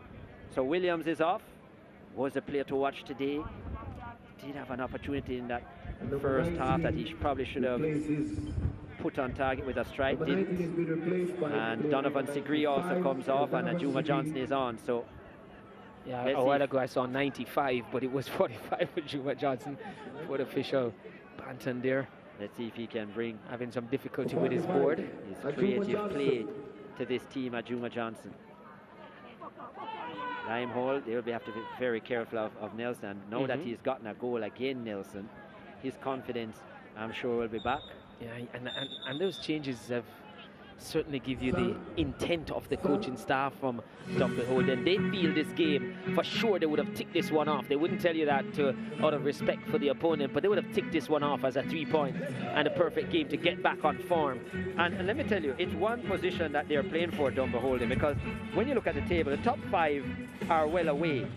Arnett is in 5th position with 34. 6th is Waterhouse with 26. So there's an 8-point gap that you're just not going to make up at this point. Mathematically possible, but based on the games and the form these teams are in, it's not going to. The dropping off points and I gaining everything. 6th position is up for grabs. Yeah, that's certainly right. And it's not just themselves in it, so they have to be careful. Montego Bay United is lurking there. Waterhouse, Dunbeholden, and yeah, I think it's a 3-horse race at this point, unless some surprise happens. Yeah, so. At this moment, I don't think Janae is jostling around with anyone to get anything. She certainly has the person she wants to talk with. Janae? Yes, Chris, and I'm downstairs with this Limehall supporter. As a matter of fact, he told me that he supports Benfica. I think he's still attached to that name. Tell me why. As I old name, that we used to. That you used to? Yeah. Do you have any association with Limehall, any at all? Yeah. What is that? Me still live up there. You still live up there? Yeah. Okay, well, we're watching this match so far. They are playing Dunbeholden, team that has done well over the years. The score is drawn equal right now. Talk to me. Do you think Limehall has a chance to get one more in the bag? Yeah, man. It'll end up 2-1. But even though they're at the bottom of the table, let's talk about that. Yeah. Do you think that is going to play on their psyche any at all? We still want to win. Still want to win? Yes, still want to win. And send a message to the Limehall supporters to come out to the matches? Yes. At all time, support, because more crowd, it better for we. Okay. More support, it better for we. Well, you heard it here. We are at Jackson, not too far from your home ground. So come on out if you haven't got the chance. So we have another match in the bag for you. Thank you, sir. And back to you, Chris and Dwight. Thanks, Janae. Drax Hall is in the house. No pun intended. Yeah, great to see the fans around. And a big match coming up, Mount Pleasant. That's a big against match. Tivoli Gardens. Certainly the match of this round, you feel, based on the matchup Yes, and the definitely. position. The fixture of the week. Yeah. And in fact, all matches in match week 19 are being played on this Sunday. There will be no Monday night football in the Jamaica Premier League this week, as Nicholas Nelson is found offside. Yeah, just needed to check his run. The ball couldn't have been passed to him earlier because just wasn't in control of it, his teammate. So when it did come, he needed to just check his run somewhat. So player number 21 was Sir, has been replaced by player number 9, Ronaldo Brown, Limehall. Change for Limehall as Ronaldo Brown is brought in. And out goes Rohan Sewell. Yeah, so again, some intent shown here.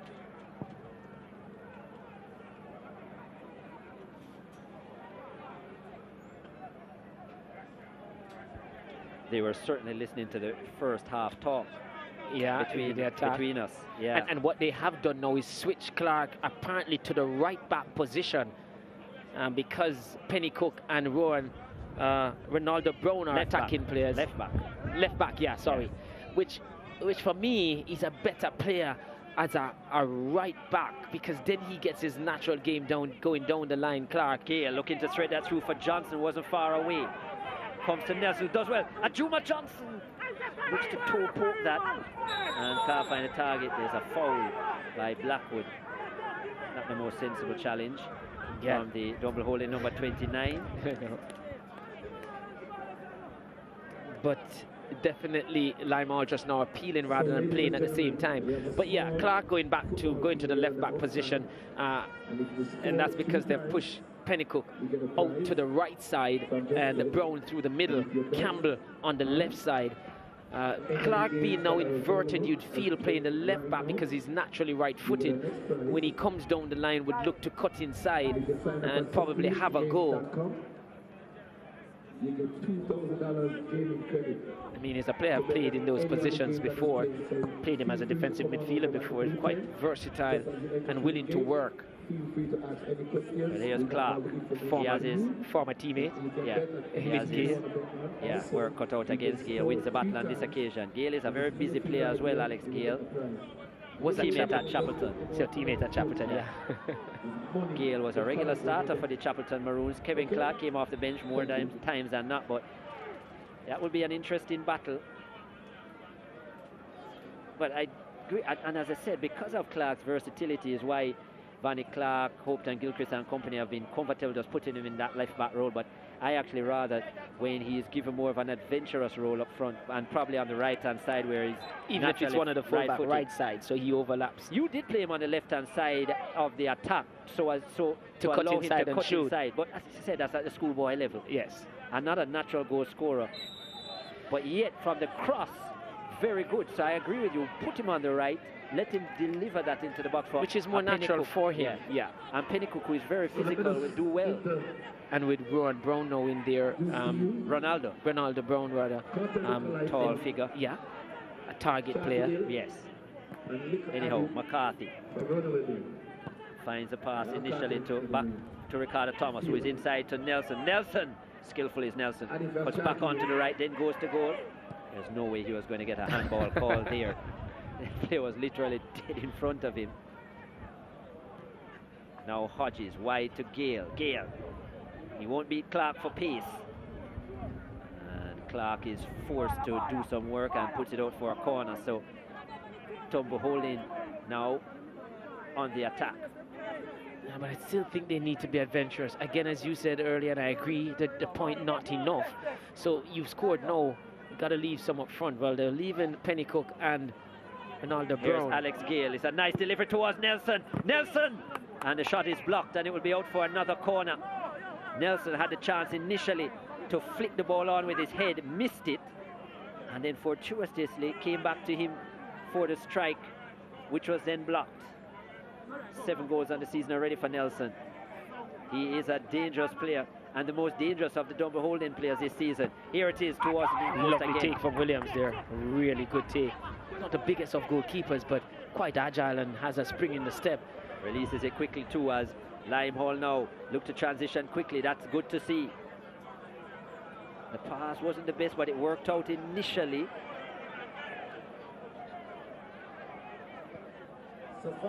Giving it away now, Nelson. Nelson, chance. Nelson, that's good. Oh, just hits the crossbar and goes over. Didn't realize that he was kicking with the breeze on that occasion, Nelson. And unfortunately for him, a little too much on it. The right idea. Williams, the keeper, not the tallest, so probably didn't have to go so high, Nelson.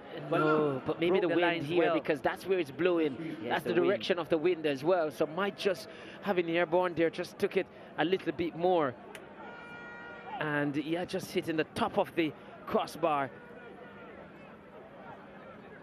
Yeah, kissing the crossbar and continuing over for Nicholas Nelson. That would have been number 8. That's a good chance for him. He thought he had scored. There's Clark always looking to switch that one again. Nice from Powell. Blackwood has got to be expecting that to come back to him. Just stood up and was watching his teammate instead of making the move, Blackwood. Yeah, twice now though for Limon I've seen Jamal Jones really being poor with a pass, bypass in the middle, trying to make the final pass. It turned over and that created a chance for Nelson. And again, just now, unable to make contact properly. Now giving some encouraging words from Upton Gilchrist on the sideline. With this back line, I don't think that would be the last opportunity for Nelson. He's just that kind of player. So it's whether he's and the type of defense that he's up against, the type of defense he's up against. Exactly what I was saying. With this defense line, I think he will get another chance. It's just whether he will take it. Clark doing some work again against Ajuma Johnson. Yeah, just trying to get that one going forward quickly. Clark didn't get over it. Right from Johnson, coming a little deeper to get it. I think that's probably what he will need to do. With Johnson coming off the bench, I'd love to see him more on the ball. So it would probably be McCarthy to Johnson, just like how for many a year it was McCarthy to Christian, Nicoy Christian, who was a creative midfield at the time. Here's that 1-2 play. Whistle on it, the card is out. Free kick. McCarthy asking the referee just why would he challenge like that? So Redmond. Yeah, in the book. Redmond. Limon.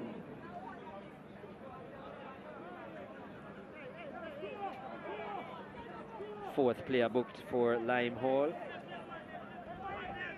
5 overall. Lenworth Hyde off his bench now, the teacher. He realizes he needs 3 points. This has to be a fixture. Have to watch the likes of that Limehall win. It was a come from behind victory the last time they played for Dunbeholden.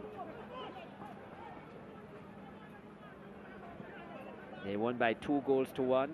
An early Sir J. Anderson penalty. But this a much different scenario. Dunbeholden had the lead, gave it up. 9 minutes to go, plus stoppages. Still time for someone to win it. And more so for Dunbeholden, there's enough match winners on the park. Will that chance come again, as you've alluded to, Chris? Quite possible, if we were to bet on it. Whether they'll take it based on their form coming into this game is another matter. Blackwood does well and well. Redmond very lucky to get away with that. It was Blackwood with the header on. Brown is offside. Ronaldo Brown, when I've seen him play, so guilty too often of putting himself in an offside position. And that was quite lazy from him. I mean, he's been there. The ball was way at the back, and trying to make a curve run after the ball was played. Obviously, might not understanding the offside rule. Out of play. Juma Johnson looking for Nelson, but that wasn't his best pass.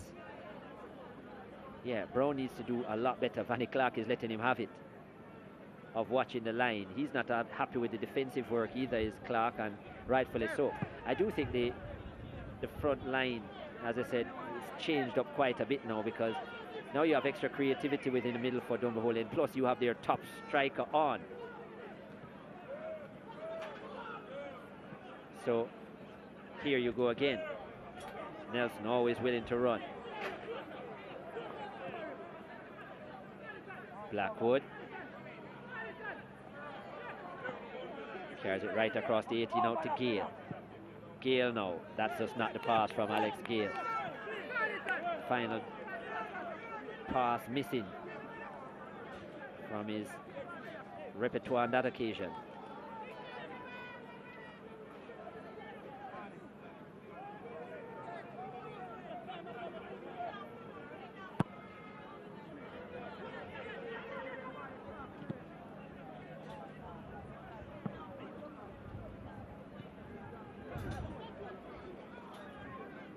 Pressing higher, Dunbeholden, no surprise.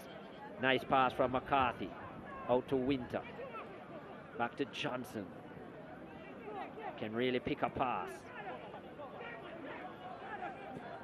Thomas out to Powell. This is good from Dunbeholden. Towards the back post, there was a touch. Corner.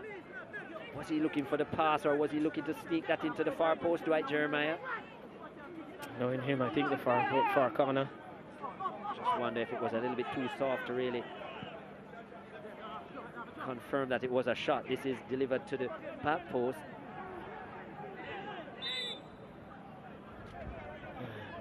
Free kick taken quickly, not from the position it should have been, but Farquharson lets it go.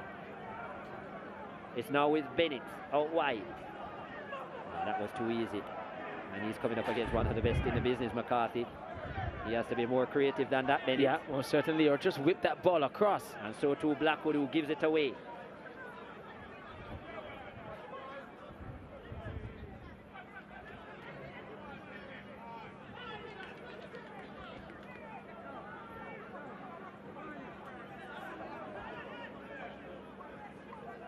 McCarthy back to Thomas.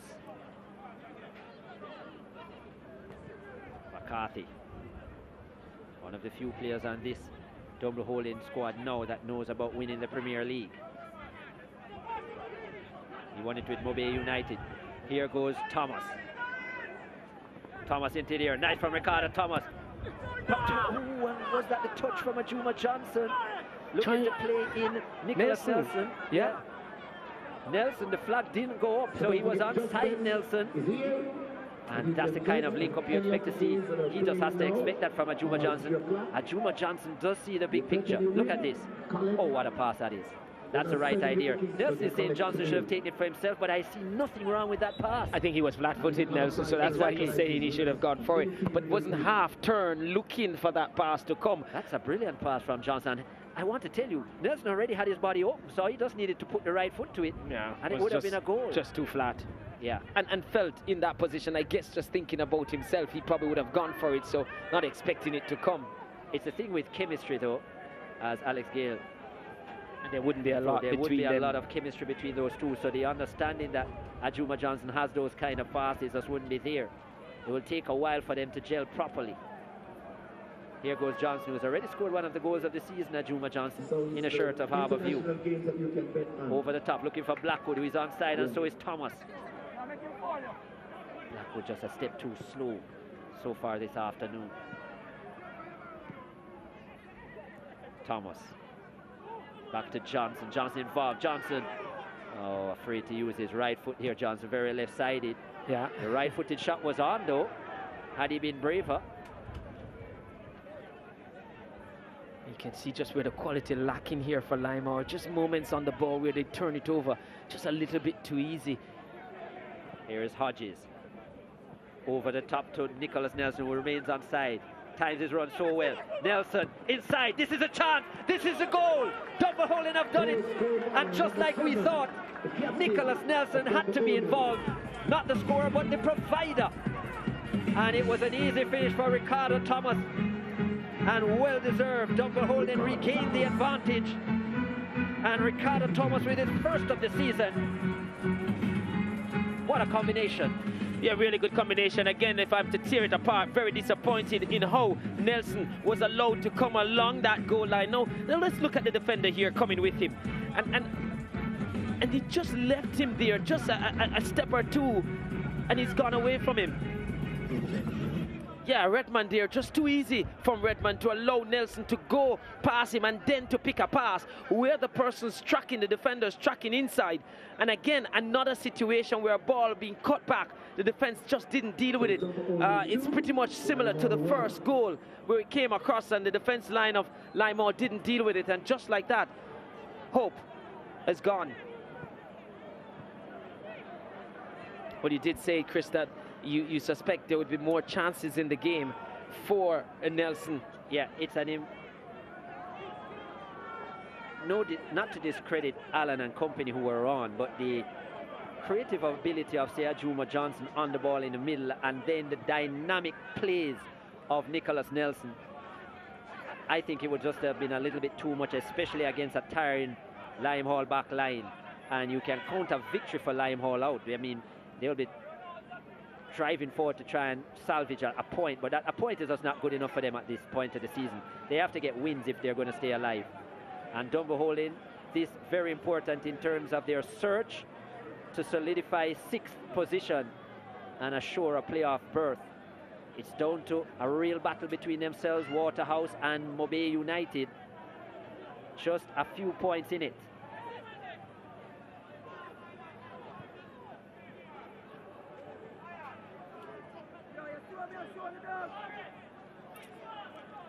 It seems like the goal just come at the wrong time for this Limehall team, because not much time to try and recover again.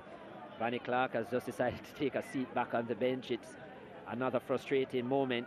But yeah, Redmond, that was very weak defending from the Limehall number 3. Had to be a lot better. It was he who gave away the ball previously for the chance that was missed.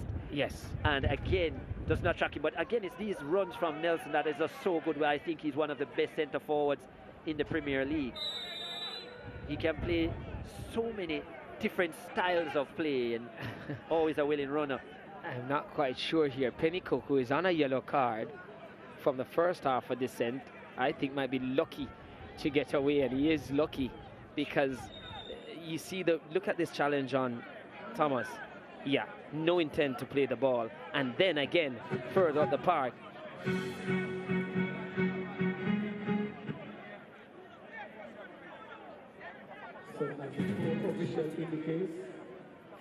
But most certainly, I wouldn't be surprised if a yellow card was shown again.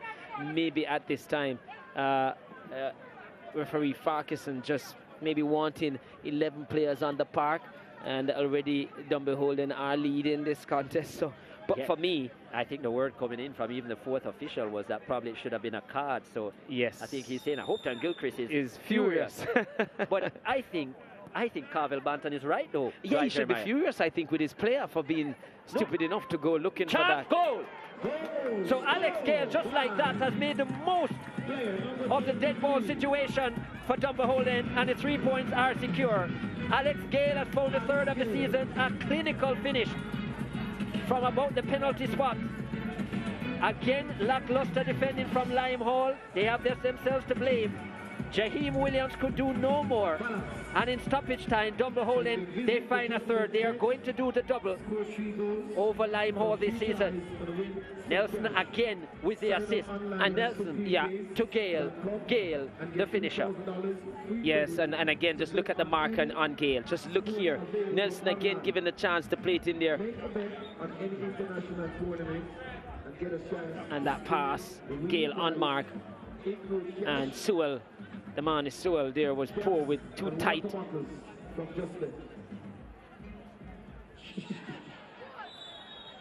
Offside, stoppage time, goal for Alex Gale, and this is a good finish for Dunbeholden, who had us scared a little bit. Had a scare. Limehall found the equaliser, and just for about 10 minutes or so had the balance of, had the advantage in terms of play. As we look forward now to the SportsMax app moment, brought to you by the SportsMax app, and it's this moment, that Limehall goal we just spoke about, and it came from Darius Stewart, their player to watch, off the crossbar, and it took a deflection as well, but it was always his goal, bouncing behind the line.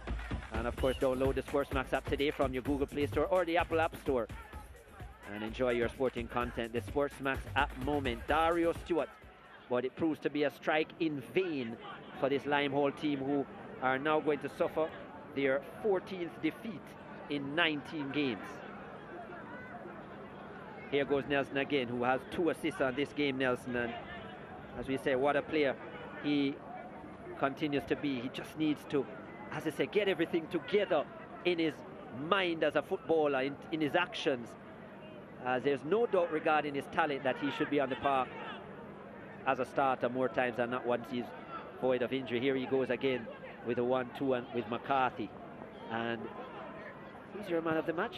Dwight Jeremiah. I know for a long time it was Marlon Allen, but does the impact of Nicholas Nelson off the bench prove to you that he probably is the man for today? Well, he's had a good impact for sure. He's an impact player, but also that we've seen a part of the surge. We saw a little change in how he went about his game. Was also the captain, Thomas, in the second half. When they went down as well, when the equalizer came, he pretty much was more involved going forward as well, and had a solid game throughout for the most part. Nelson's impact, yes, enough to say. I do remember that Nelson was a couple inches away from scoring as well with that hit off the crossbar. In terms of the attacking play, though, Nelson has certainly been the difference. Yes, but I agree that right throughout the time, if you want to look at Thomas's work at the back, and he did score eventually, and here he is on the ball yet again, overlapping. So I wouldn't disagree. As Thomas looks to get involved, it might be a little bit too much for him to do, though. But Nicholas Nelson off the bench, to impact, me, yes, great cameo, and yeah, coming on and scoring as well over the duration of the match. That's my take on it. That, yeah, really cameo, good super sub or coming on, but if not Marlon Allen, Marlon. Here goes Nelson looking to put the icing on the cake. What a pass from Nelson! And Thomas will score. It's a hat-trick for Nicholas Nelson in terms of assists. And a brace now for Ricardo Thomas. The two players we have just spoken about, they combine yet again. Intelligent play from the Dunbeholden number 10. And Dunbeholden, wow. 3 goals in quick succession. They all had a piece of Nicholas Nelson. And the captain, he's finished 2 of them. It's 4-1 to Dunbeholden. Really impact off the bench here, and it shows the quality, and that player shouldn't be sitting on the bench, but we know it's not just your ability that takes you onto the park. Might have been other things in the background, but certainly in that foreground just now, it's him providing to Thomas, a player that we felt both these 2 players right up there for player of the game. Over the duration of the game, I was saying Thomas, because of his contribution defensively, even when Lime all day had a little resurgent in this game. Nelson's impact as a super sudden cameo can't be denied. Well, he was a big impact player off the bench, Nelson. 3 goals in the second half, 3 assists for Nicholas Nelson. Could have been selfish and probably scored 1 or 2 of them at least, but instead provided for his captain, who had his first 2 goals of the season, Ricardo Thomas, with a brace. The captain, Dunbeholden. An impressive last 15 minutes to this match at the Jackson Sports Complex. They win it by 4 goals to 1 over Limehall. After this, we will have another game. Mount Pleasant defending champion versus Tivoli Gardens. Okay?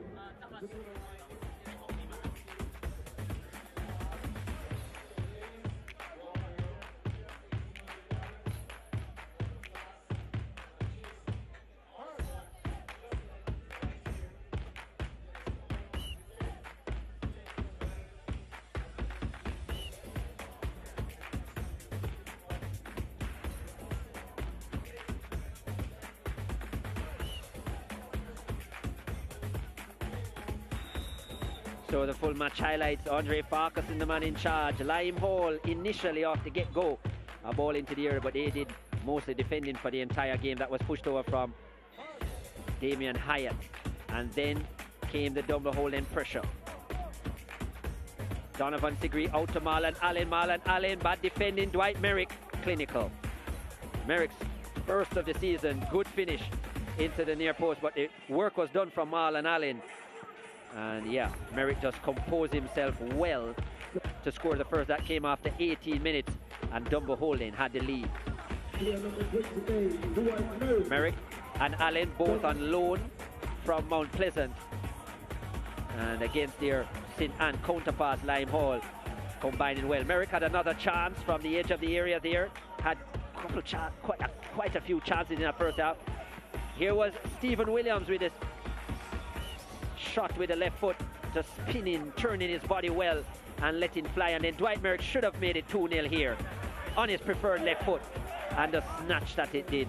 Dwight Merrick, instead of keeping his composure like he did for his goal, and couldn't provide the finish. Neither could Stephen Williams from that chance. It was all Dunbeholden in this first half. Should have had more than one goal, but instead they went to the half with just a 1-goal advantage.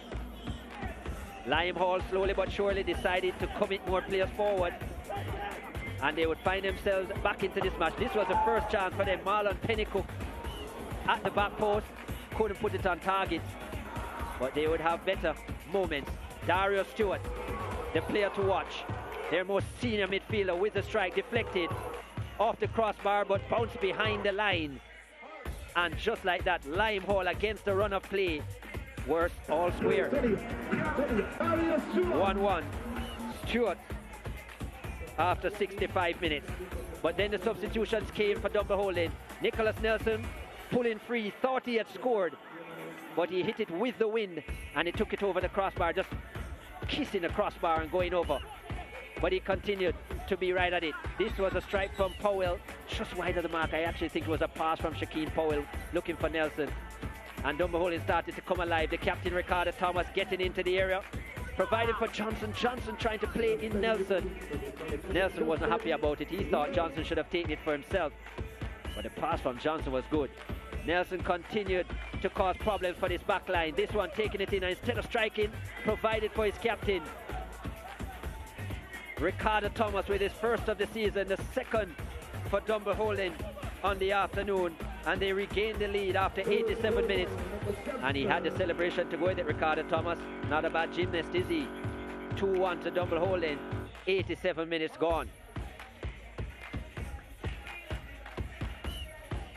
They would finish with 4 goals, believe it or not. Ricardo Thomas with 2 of them. 1 for Alex Gale and of course Dwight Merrick. 4-1. They defeated Lime Hall. They had 15 shots and 5 on target. Not bad to have 5 on target and score 4. 1 on target for Lime Hall, which was their goal. Dario Stewart from their 3 attempts. Lots of fouls in it. 24. 5 yellow cards shown by Andre Farquharson. Just the 1 save for their goalkeeper Jaheim Williams, but he was beaten 4 times by Dunbeholden. Majority of the possession for Dunbeholden, and a big 3 points for them. They regain 6th position on the table. It's a 4-1 win for the team from Portmore. Dwight Jeremiah is with our man of the match. It is the captain, Ricardo Thomas, with his brace.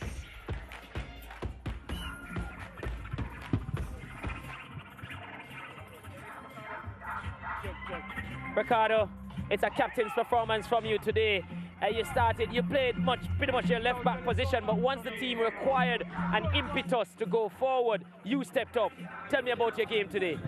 The coach instruction off the bench that I need to go more forward and get in the game. So that I did, and I get 2 goals from it. You got 2 goals, you went forward, yes, but I think also the coach helped you. With Nicholas coming on the park, it must have been easier for you when you get forward. Good player to play with, isn't he? Yeah, Nicholas is a great player. Thanks for those 2 assists. Very thankful for it. Yeah. It's your two first goals of the season, these are for you, right? 2 goals, yeah. I mean, how does that make you feel? Feel very good to know that I scored my first 2 goals for this season. I have more to offer, so I'm thankful. In terms of what to offer, what's the offer you think Dunbeholden has now with this push for the playoff? you feel that you can get into this playoff spot?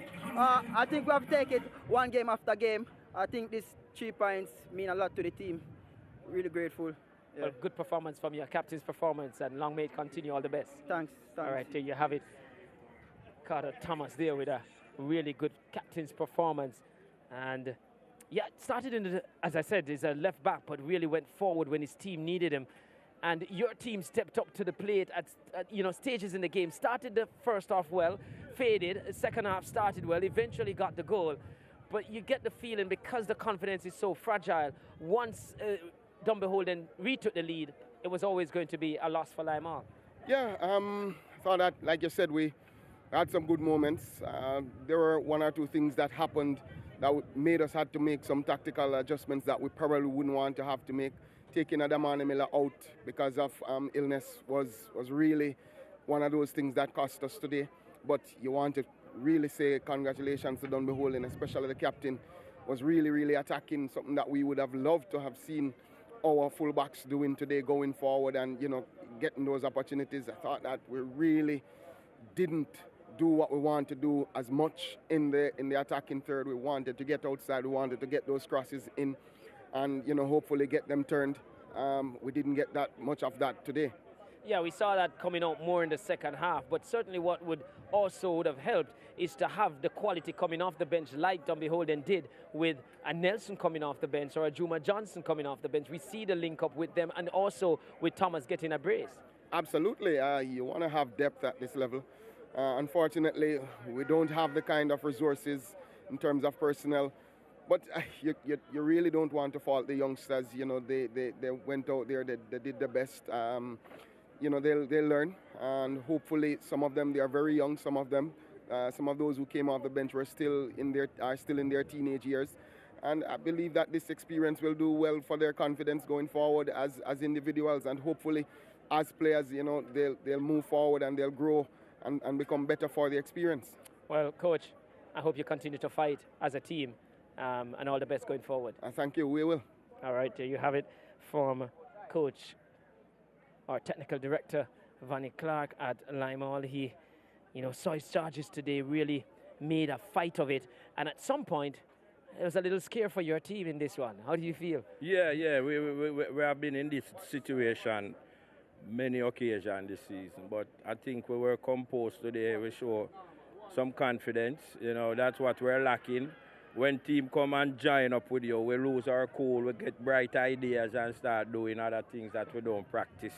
So I was hell-bent on telling them, just calm, don't think about the result, just play your game. And I think they did that today. I could hear from the commentary box like an orchestrator, just telling where you want the ball to go, stuff like that. Yeah, but certainly like it would have helped to have a Nelson and a Johnson to come off the bench. Nelson didn't start tactically, or it's just... Yeah, he's tired. He's been playing all along, so we decided to try a different thing. As coaches, you have to come out of the heart with some things, and I think it worked today. He's our top striker.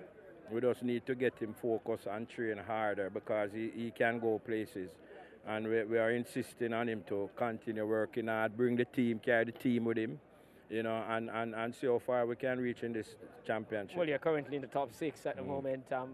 How does that feel? Yeah, man, feel good. We have to try and win the games coming up, or don't drop any more points. That's the aim now. But it's what you do in the evenings. That is important. How we train, how we turn up for training, and build that vibes and the spirit with this new team, Well, it was a good spirit shown today, Coach. Long may it continue for you. Thank you. There you have it. Well, Dunbeholden, they did stick to their tasks, and they're back in the 6th position in the playoff spot. Of course, Waterhouse will come into action later this afternoon. They have 27 points now, Dunbeholden. And yeah, of course, the top 6, as you know, through to the playoffs. The top 2, Cavalier and Mount Pleasant, in the automatic spot through to the semi-finals. Mount Pleasant now to do battle against Tivoli Gardens. 2nd versus 3rd coming up. What a big match that promises to be. Lime Hall, well, their woes continue. Just 1 win from 19 games. They have just 7 points and 9 points away from safety. They have had their best results generally at home, but today was not to follow in terms of that routine. And yeah, falling big time to Dunbeholden, 4-1. Impressive second half for the team from Portmore. That's it from the Jack's Hall Sports Complex. It's Dunbeholden 4, Lime Hall 1.